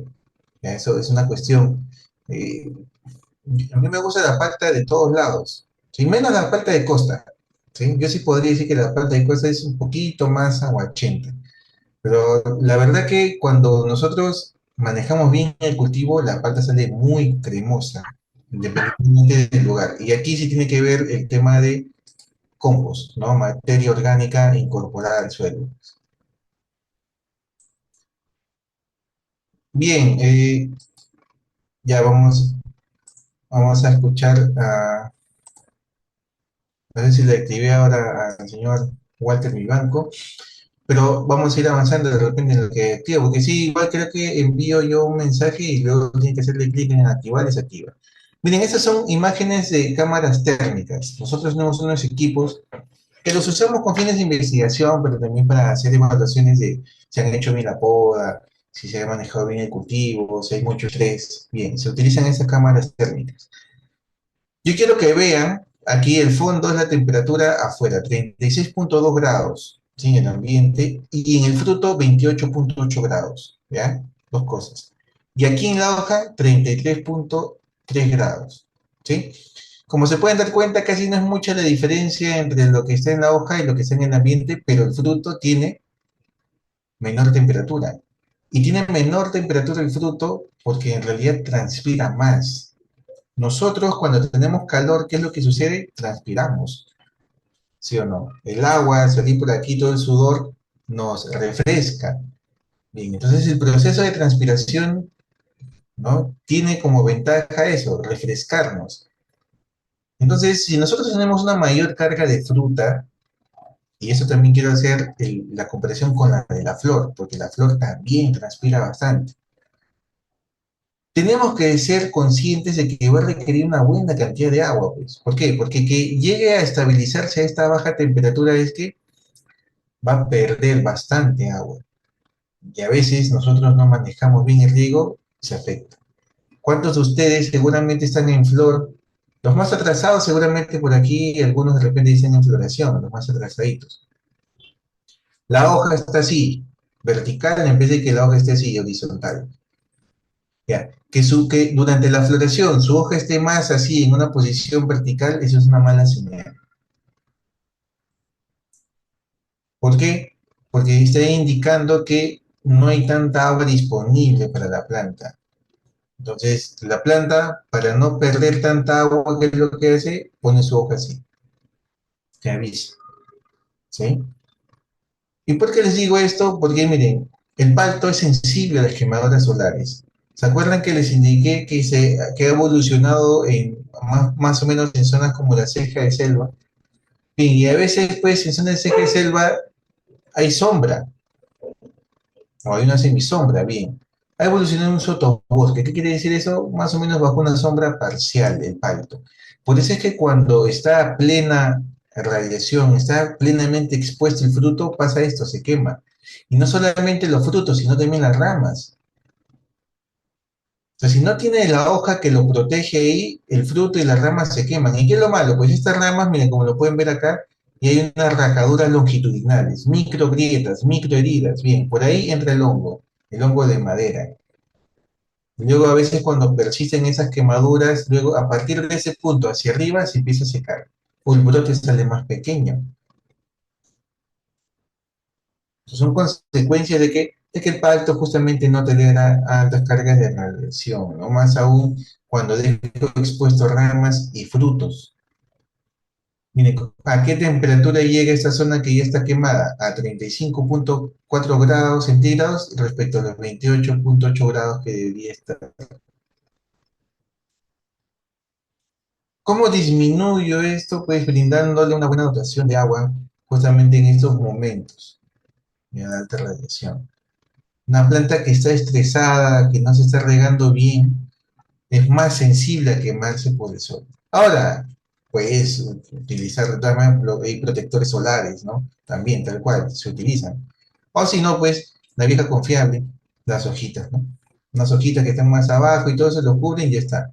Cuando está en este estado, en esta condición color amarillo, sí se puede recuperar, pero si ya se torna de un color más rojizo, la verdad que esto es irreversible ya. De esto de aquí, esta fruta ya fue, ¿no? La verdad que o la dejas para tu propio consumo o simplemente la hueles. Ingeniero, entonces, ¿cómo mejoro esto? Pues tener buena hoja, tener inflorescencias indeterminadas, que lo vamos a hacer más adelante, hacer buenas podas, ¿sí? No dejar tanta fruta expuesta. Y eso es manejar, tener una buena arquitectura de copa. ¿Para qué? Para que justamente favorecer que las hojas estén en una disposición adecuada dentro de la copa y cumpla su función, la de hacer fotosíntesis, y la segunda función es la de proteger los órganos sensibles, como son los frutos y las ramas. Ahora, si la hoja se me quemó por la sal, si la hoja está siendo afectado por el ácaro o la arañita, como lo llaman, pues se va a caer, pues, ¿no? Se va a caer, va a estar triste y luego todos esos órganos que han expuestos se queman, ¿sí? Ya más drástico, pinto de blanco todas esas zonas, pintura blanca, solamente la zona que queda expuesta, pues no hay que pintar la parte de abajo, no simplemente la parte superficial que está expuesta ahí al sol, hasta que se recupere y ya la planta, por supuesto, que quiere vivir, emite hojitas y todo eso se va cubriendo, se puede recuperar, pero tengo que intervenir a tiempo, ¿ya? Suelos, bueno, si yo ya sé que mi campo tiende al menos una o dos veces al año a estar así, tengo que pensar en hacer canales de tren o camellones, sembrar alto, pero tengo que trabajar en eso.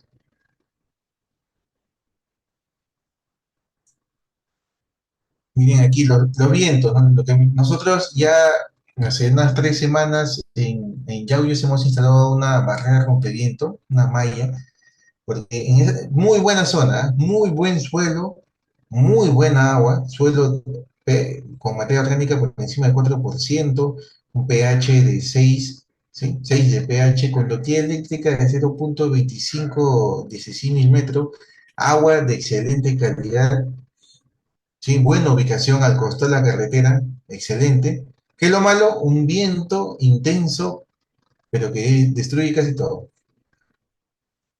Entonces, dos cosas. Instalar una barrera a través de una malla rompeviento o con tiempo instalo, pues, casuarinas, usar muelles, ¿no? Bien agrupados, ¿ya? Para evitar que se perjudiquen. En estos brotecitos muchos piensan que son larvitas, insectos que se van comiendo, ¿no? Pero este daño fue ocasionado cuando el brote estuvo tierno, ¿ya?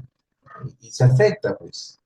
El brote tierno se afecta, es muy sensible, se lastima y luego esto, ¿no? Una hoja así, miren esta hoja, ya casi no hay hoja, ¿no? Con todas estas heridas no tiene buen control de la pérdida de agua. Entonces esa planta va a necesitar también más agua, ¿no? No tiene un buen control, no controla eso.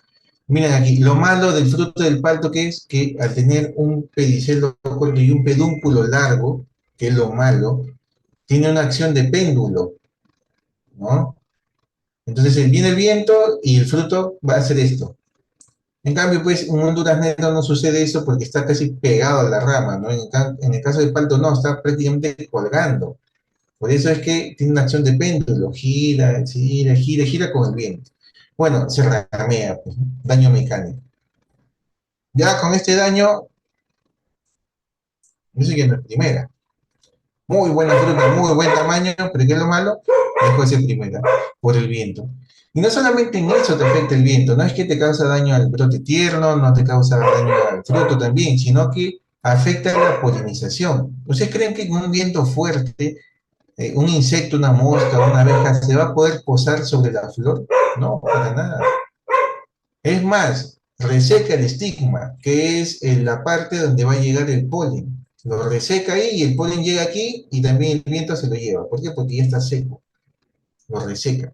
El estigma tiene que estar bien húmedo, pero en los climas secos, o sea, esto les hablo en zonas de quebrada, aunque en climas secos, ¿ya? Y calurosos, pues se reseca eso rápido, te afecta la polinización. Entonces el viento, por si acaso, tiene muchos efectos negativos cuando no se controla bien. Entonces no solamente es instalar. Estuvimos hace también un mes y medio en Chinger, ¿no? En Ancash, ahí nomás, de Chuquicara, 2 horas, después de Chuquicara, increíble el viento que ocurría ahí, ¿no? Increíble el viento, ¿no? Todavía nos había comentado el cliente que ese terreno se lo habían vendido en la mañanita tempranito, lo habían citado para venderlo, porque por supuesto, ¿no? En la mañana no corre viento, pero estuvimos por ahí como que a las 2 de la tarde, yo peso, yo peso más de 90 kilos, el viento me empujaba, prácticamente me empujaba el viento. Definitivamente ahí sembrar el palto es de alto riesgo. Ya tenía el palto ahí instalado, los patitos estaban sufriendo, obligatorio y urgente colocar las barreras. De hecho, de hecho. Entonces, el viento, miren cómo afecta al cultivo y a veces no le prestamos la atención debida. Y este es el clima, ¿no? Que nosotros evaluamos, ¿no? Bien, la parte taxonómica, sí, vamos a ir viendo que lo vamos a ir viendo a lo largo de las clases. Sí, creo que tienen bastantes preguntas, sí, un montón de preguntas por acá. ¿Ya? Lo que me importa aquí es que ustedes vean, miren, acá en la zona de Centroamérica hay una cordillera, pues, ¿no? Para que se den cuenta, hay una cordillera, por eso más o menos como Perú hay partes bajas, partes medias, partes altas, ¿sí? Y por eso se han generado razas, diferentes razas que se adaptan a diferentes condiciones. Sí, a ver, no sé si por ahí está, le activé el micro a señor José Luis, ya, por ahí si puede, habla nada más, no, no tengo el control. Miren ahora actualmente las zonas donde se cultiva el palto, ¿no? Todo, Australia, Sudáfrica, Israel, Florida, California, aquí, y algunas partes también de España, ¿no? Las Islas Canarias, ¿ya? Bueno, acá falta Perú, Colombia y Chile, ¿no? Ya va entrando también Brasil. Pero miren, de donde se originaron los paltos silvestres, aquí nada más en Centroamérica, se ha ampliado a lo largo de todo el mundo el palto. Y la Organización Mundial del Palto, de hecho, indica que el consumo, o sea, la demanda va a ir aumentando, pero la oferta tiene que ser sostenida. Y no somos el único país que está pensando sobre todo o luchando contra los reveses que pueda traer el cultivo, ¿eh? Por si acaso. Ya miren, ¿quién iba a pensar Australia? Australia está ahí, Nueva Zelanda, Sudáfrica.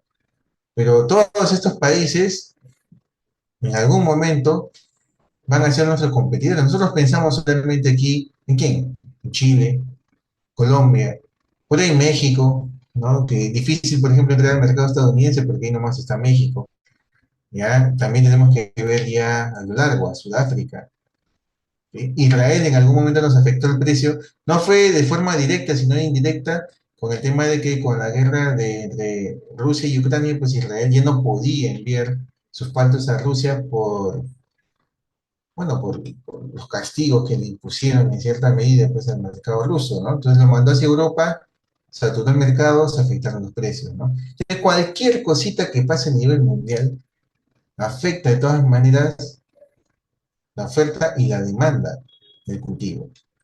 Nosotros tenemos que entender que en diferentes climas y tipos de suelo se siembra el cultivo, así que por supuesto que aquí nada más en Perú, que tenemos más de 30 microclimas, pues podemos sembrar el cultivo, ¿no? Cualquiera de los puntos. Miren la semilla, cómo se desarrolla, ya hay una raíz pivotante, ya que muchos a veces la cortan para que se amplíe, porque la principal función de la raíz pivotante es la de anclaje, pero ya actualmente como los paltos se mantienen máximo a una altura de 2,20, 2,50 m en campos intensivos, ya esa función no es importante y más bien se prefiere que ramifiquen lateralmente. Esa es una raíz, no hay pelos absorbentes como les había comentado, son vestigiales en el caso del palto. Y lo que nos interesa aquí es que el palto tiende a brotar en la parte apical. Bien. Conforme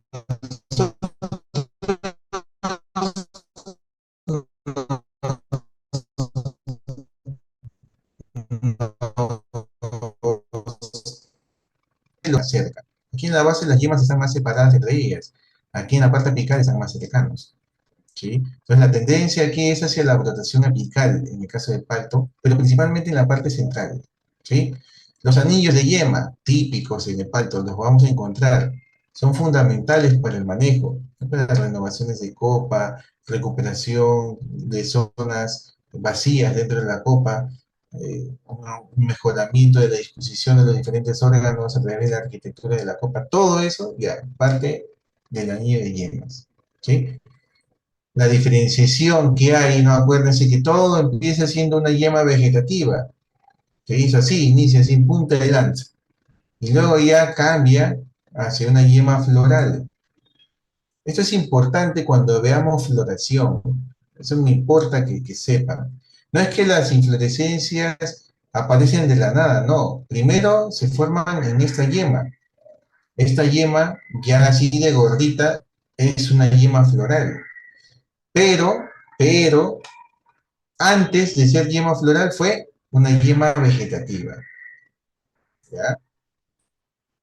Esto es importante para la parte de injerto, ¿por qué? Porque lo que ustedes deberían de comprar es una pluma, pues con una yema vegetativa, ¿no? Pero a veces les venden plumas con yemas ya diferenciadas en flor, y a veces lo injertan y les sale flor.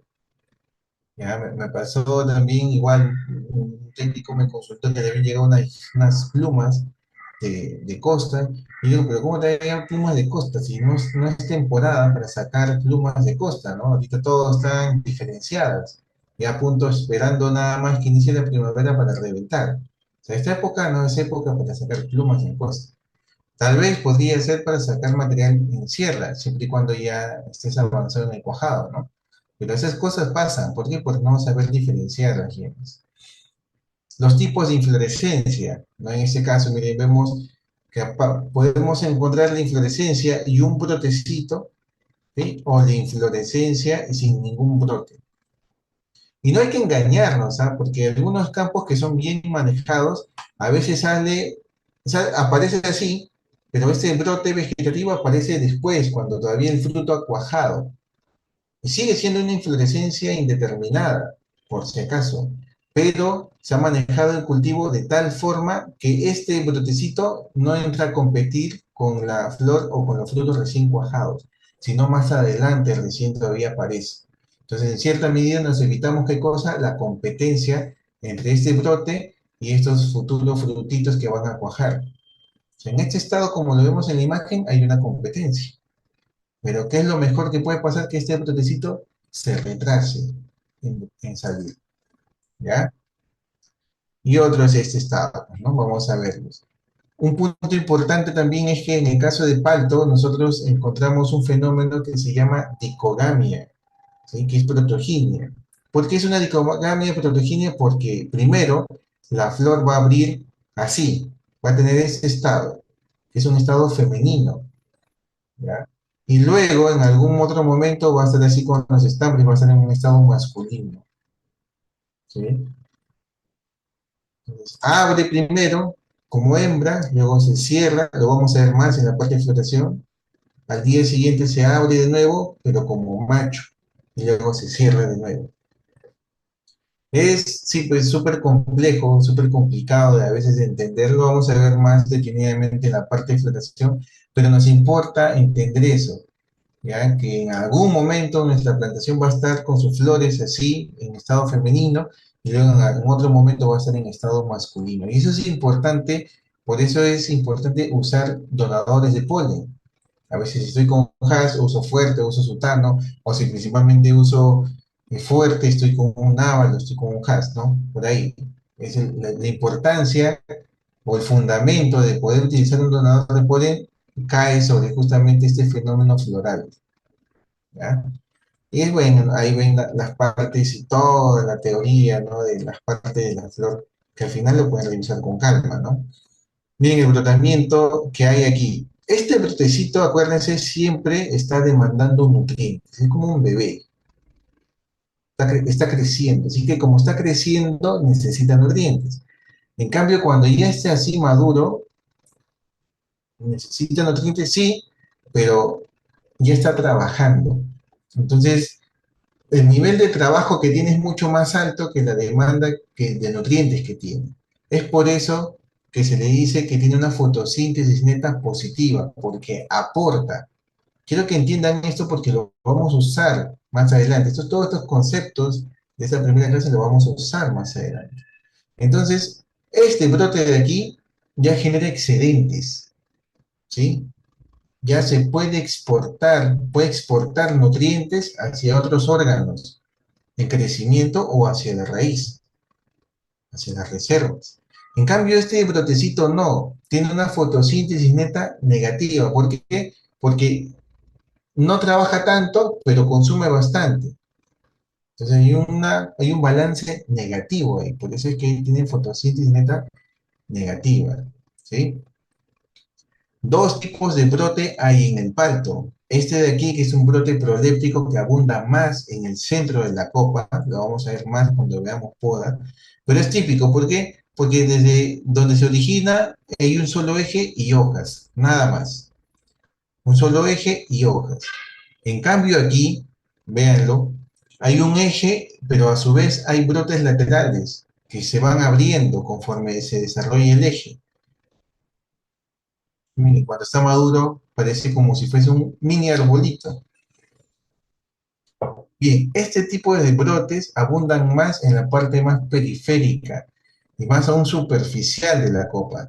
Aquellas zonas que reciben una mayor carga de radiación, o sea, de luz, aquellas zonas van a darnos más este tipo de brotes, ¿sí? O de módulos en general. ¿Por qué? Porque cubren mayor área y aprovechan más rápido, pues, toda la radiación. Lo malo es que me pueden tapar la copa. Hay un manejo que se le da, lo vamos a ver en la parte de poda, ¿no? Hay un manejo que se le da a este tipo de brotes, de módulos. Lo malo, ¿sí? Del palto es que tiende a emboscarse. Es típico, es natural, así es su naturaleza. Así ocurre donde este cultivo se ha originado, se embosca. Pero se embosca porque nosotros no intervenimos de forma adecuada, ¿ya?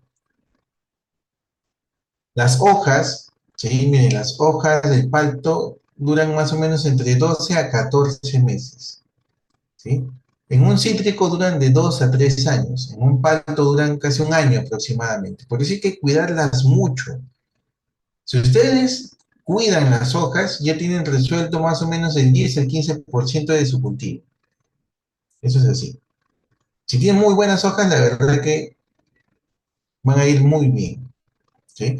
Pero muchos descuidan sus hojas, se llena de fumagina, mosca blanca, mosca negra, le ataca el ácaro, le atacan las sales. ¿sí? A veces vienen las hormigas, y se deja de ser encierra también, ¡pum! Se le come la hoja. Bien, no se cuide la hoja se cae más temprano. No solamente me afecta el tema nutricional de que ya no trabaja, no hace fotosíntesis porque se cayó, no, sino que también me deja expuesto a órganos sensibles como son los frutos y son las ramas y luego se queman. Y esto es lo normal, ¿no? Una hojarasca que se cae, ya es un mulch, un propio mulch. Por eso colocar una protección, una cobertura es importante durante los primeros años, porque luego más adelante ya no es importante porque el palto ya bota su hoja y solo queda su propia cobertura. Más bien luego ya se vuelve un problema, ¿no? Porque a veces hay mucho mulch, mucha cobertura, muchas hojas que ya ni se pueden ni caminar.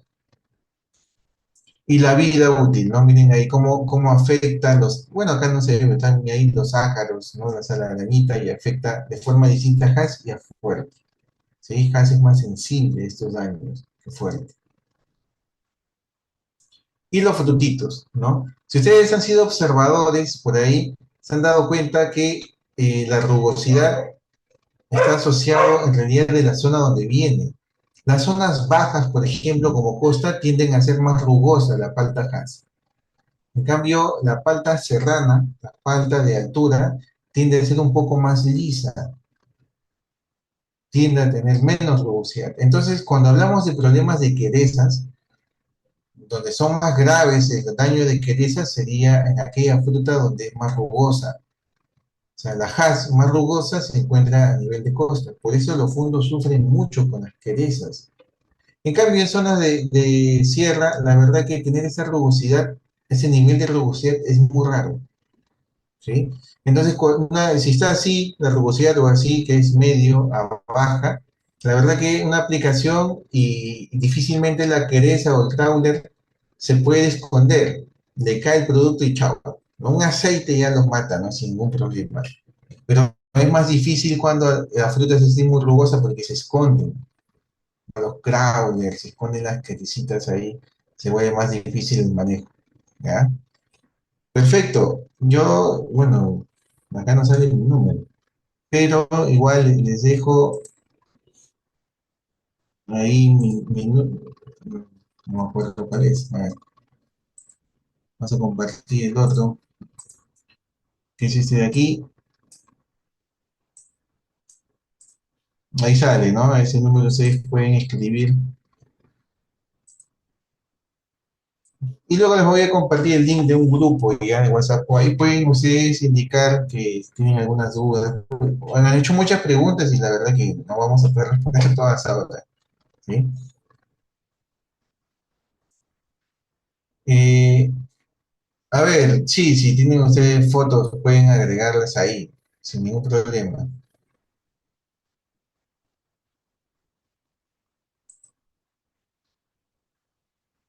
Uso y calidades de materia orgánica. Ah, qué bueno, bueno. Sí. Vamos a ver, no sé si pueden igual pensar.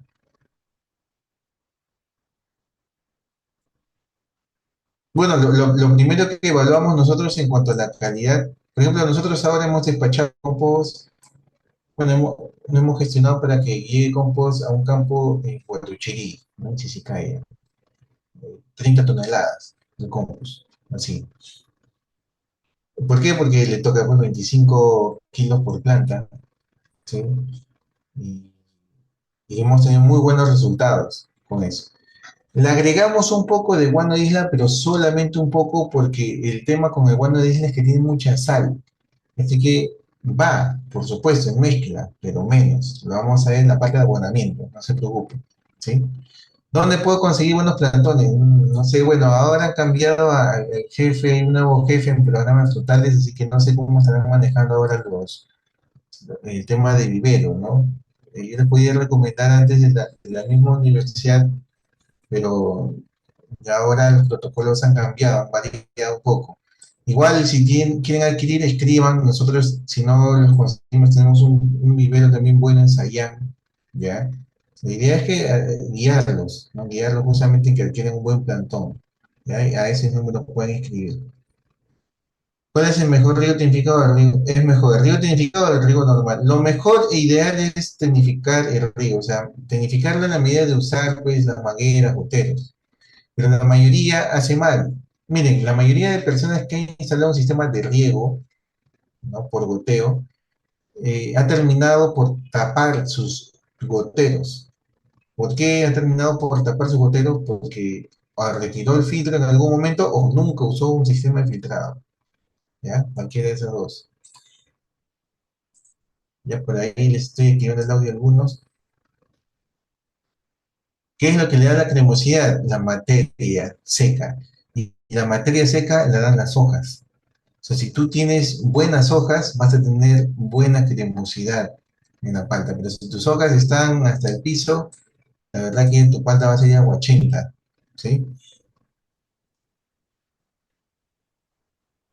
Ya, miren, interesante, miren. El terreno dice que está en Cañete y es pedregoso, ¿ya? Le ha aplicado ácidos húmicos, tricoderma y enraizante, 2 litros por planta. El otro día le eché el suelo nitrato de potasio, medio kilo por planta. ¿Cuál es su opinión?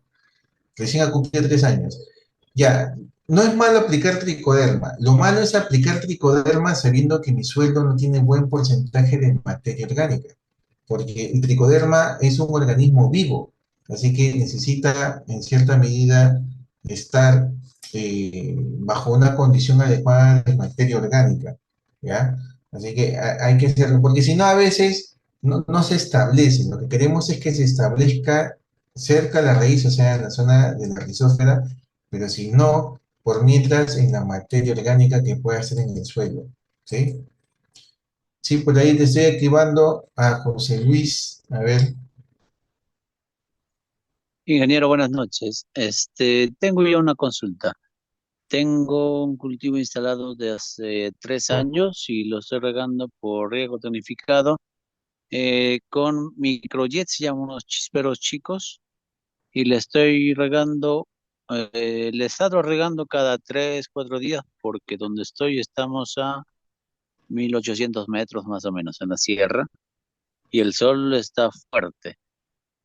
Le estoy dejando ahora le estoy regando cada una vez a la semana, pero comentaba usted, las hojas de estar derechas, se han doblado. Entonces, el terreno drena bien. El terreno drena bien, no es arenoso, es parte sierra, pero tampoco, o sea, es arcilla, el agua va.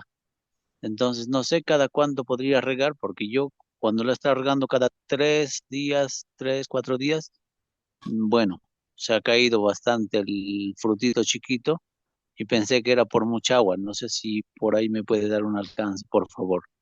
ya, perfecto. Bueno, sí, pasa. Lo que pasa es que en los microjets a veces vienen de 20 litros, de 40 litros por hora. Si son de 360 grados, se me va a botar todo ese caudal. Eh, la vieja confiable es la técnica del cuchillo. ¿En qué se basa eso? Pues voy con un cuchillito de 20 centímetros más o menos y lo meto al suelo, ya, en la zona cercana al gotero. Si yo saco ese cuchillo y sale barroso, está muy húmedo. Si sale seco y limpio, me toca regar. ¿Por qué les digo esto? Porque la principal falla con los microjets es el exceso de riego, ¿ya? Nos confundimos, ¿por qué? Porque a veces cuando las hojas se ponen así en esa posición, pensamos que es una marchitez por falta de agua, pero la hoja también se pone en esa posición por exceso de agua. ¿Cómo me doy cuenta? Tengo que agarrar la hoja y apretarla. Si cruje, es por falta de agua. Pero si mi hojita está así y la agarro y la aprieto y está flexible, no cruje, eso es exceso de agua. Ya tenemos que tener mucho cuidado con los microjets. No son malos, son muy buenos, ya, sino que a veces no medimos muy bien la cantidad de agua que está llegando a mi cultivo y confundimos síntomas. ¿Por qué? Porque muchos síntomas pues se parecen, ya se parecen. Así que hay que tener cuidado porque a veces las hojas se ponen así y lo peor de veces que pasa es que luego se empiezan a secar. ¿Ya? Por eso es que la enfermedad se llama tristeza del palto, porque el palto se pone medio triste, ¿ya? Se pone así todo, marchito, triste, voy a ir con la hoja caída, ya hay que revisar la raíz. Si nosotros vemos que las raíces, algunas de las raíces están negritas y todo eso, te ha entrado el patógeno, que es Phytophthora, ya hay que tener cuidado con eso. ¿Cada cuánto tiempo se agrega compost? Miren, es una vez al año, ¿sí? Es una vez por temporada. Nosotros trabajamos así una vez al año nada más y nos va muy bien, la verdad, con la incorporación. Es un trabajo arduo, pero es una sola vez al año, nada más.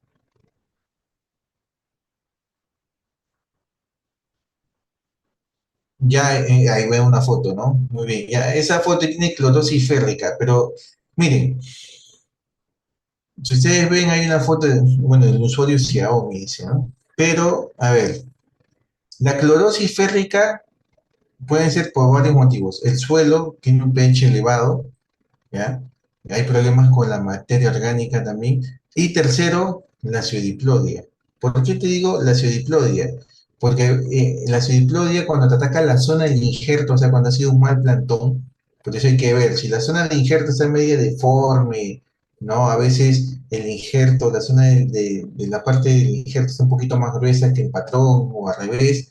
Y así hay ciertas deformidades o secreciones en la zona del injerto, si se hizo por hendidura, por nivel simple, lo que sea, es la ciatiploide. Entonces, ¿qué es lo que hace la ciatiploide? Tapa los haces vasculares, por eso es que los nutrientes no llegan bien a la parte aérea y se nota eso, ¿ya?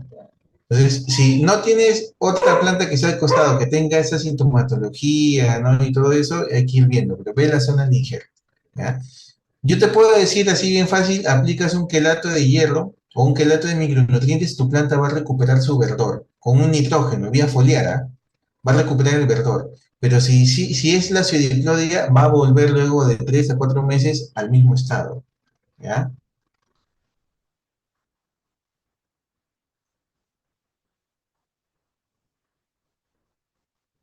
Vamos a ver poda, sí, vamos a ver toda la parte de poda. Mira la planta de palta. Bueno, no sé qué es, mira, o sea, prender un poquito de candela y que le dé, bueno, sin quemar la hoja, ¿no? No hay problema.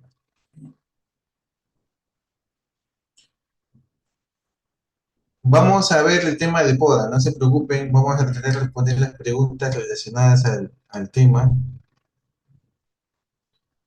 En zona de ladera, miren, yo en zona de ladera recomiendo un portainjerto Duque 7, ¿ya? Y arriba pues Hass, ¿ya? Pues fuerte en zonas frías, a veces altas, no crece muy bien, ¿ya? Entonces para zona de sierra, si hace mucho frío un Duque 7, si no un Sultano, el Sultano la verdad que crece muy bien, ¿ah? En zonas de sierra, salvo tengas problemas con salinidad, donde ya ahí nos podríamos inclinar por un antillano. Pero a veces el suelo es salino, es de textura media, intermedia, o sea, tiene un poco de arena, y tienen agua de calidad, entonces lo que les recomendamos ahí es que laven el terreno, y ahí se salvan de utilizar un antillano, porque los antillanos están mucho más caros. ¿Ya? Entonces, lo primero, pues un análisis de suelo, un análisis de agua, ¿ya? Porque a veces los suelos son salinos, pero se pueden lavar. ¿Cómo? Con el agua. Y si el agua tiene buena calidad, o sea, es bajo en sal, tiene menos de 1.2 decilímetros, se lava el terreno solucionado. ¿Ya? Te ahorraste eso. Te va a tomar un poco de tiempo no lavar el terreno, pero es mucho más barato eso que comprarte un portainjerto antillano. Bueno, por correo no sé si se le envía, yo le envío al organizador del evento y él ya se encarga de entregar las diapositivas. ¿Sí? ¿Qué patrón es más resistente o tolerante a Phytophthora? Duque 7 por encima de Sutano, ¿ok? Por encima de Duque 7 el DUSA, pero el DUSA está con royalty, ¿ya? El peor, Topa Topa, lo vamos a ver en la próxima clase. Muy bien, ya tiene pensado aplicar un imexazol más una mezcla de sistema de aplicación foliar de glicina, betaína, más ciclonia foliar. ¿Qué opinión tiene sobre la mezcla de imexazol? ¿Alguna experiencia? Sí, si tiene problemas, no puedo ver las fotos, Pablo, de lo que has subido. No puedo ver la fotito, me sale error. Ya, entonces, tus otros compañeros sí los puede ver. ¿Ya? Imexazol, principalmente aplicación en drench, ¿sí? Por lo que te entiendo. Si lo vas a aplicar foliar, no lo vas a aprovechar. Si vas a aplicar imexazol, que es una molécula cara contra la acidiploide, tiene que ser en sistema, ¿ya? Va en sistema. Si vas a aplicar vía foliar, te recomendaría más un tiabendazol, ¿sí? Y luego lo demás, sí, pues, no sé en qué estado estás, puedes aplicar betaína, clonidina, bueno, cualquier extracto de alga, pues, ¿no? ¿Cuál será la situación de tu planta? No la puedo ver muy bien, ¿ya? Pero si tienes problemas con la cifloides, sí, pues un imexazol para que arranques, y controlarlo durante la campaña de compra plural, pues, ¿no?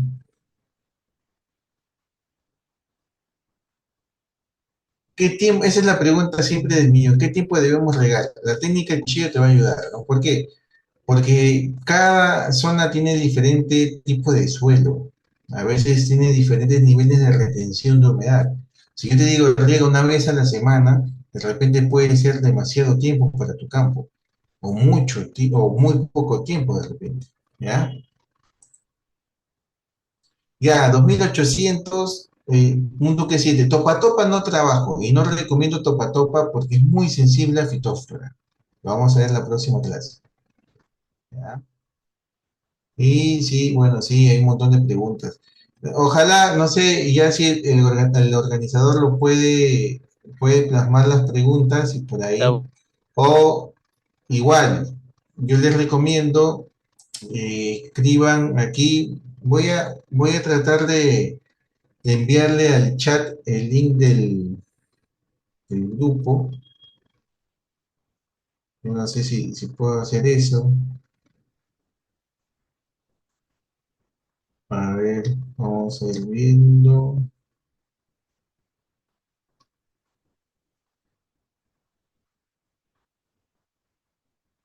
Bueno, no, creo que no puede ser eso por acá. Eh, Escriban el número. Sí, yo ya se nos ha ido un poquito la hora, he tratado de responder la mayor cantidad de preguntas. Y si no, en todo caso, agrupen, ¿sí? Las preguntitas por ahí, escriban al número que está acá para poder agregarlos a un grupo, porque hay un grupo que tengo de consultas, ¿ya? Y ese grupo de consultas suben sus preguntas, ¿ya? Suben sus preguntas y ahí las tratamos de responder y pues como son numerosos, ya de repente ahí a otros también se les despeja la duda, ¿ya? Se les despeja la duda y a buena hora, ¿ya? Para no estar repitiendo las mismas preguntas a cada rato, ya bueno, se aclaran ahí todos, ¿no? Es importante, de repente por ahí alguno tuvo otra experiencia. Alfredo Jeremio, muy buena foto, ¿no? Estás ahí explicando suelo arcilloso, ya, suelo arcilloso se nota ahí. Hay que tener nada más cuidado en la época de lluvia. En el Valle de Chagua, y las últimas preguntas, ¿tiene problemas con acaropeltopsis? Ya, ahí miren, aparece más que todo cuando la copa está muy tupida, así que hay que hacer un aclareo, lo primero, hacer un aclareo, y acaropeltopsis con un aceite y un sulfato de cobre muere, ¿ya? No, no hay más. Yo te recomiendo, de repente, si ya estás, terminas de cosecha, estás en reposo, vas a iniciar, haz una buena poda, haz un buen lavado, inicia tu campaña con un sulfato de cobre, un aceite y un insecticida, dependiendo de cuál es tu mayor problema en la zona, y empiezas bien. No habría problema ahí contra la carapeltopsis al menos. Ya que es una falsa senicilla, ya se confunde a veces con fumagina, ya, pero parece, es como una ceniza nada más que pinta, ya. Ya, bueno, no sé, no, yo les voy a dejar mi número, más bien, acá que es este,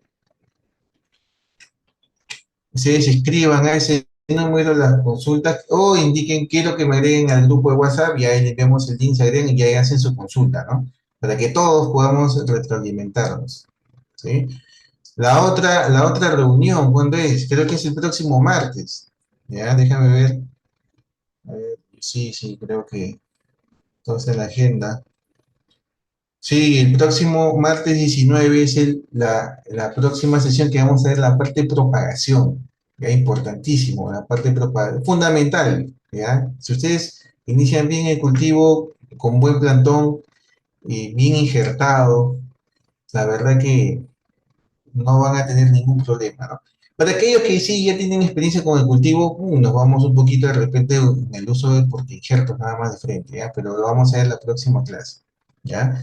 Perfecto, listo. Entonces, ahí vean el número, ¿ya? Sí, bueno, escríbanlo, escriban ahí, lo van a contestar seguramente ahí en auxiliar. Y nos encontramos la próxima clase, ¿ya? Perfecto, ha sido un gusto estar con ustedes. Y de aquí hasta el próximo martes, ¿ya? Hasta luego, chao, cuídense.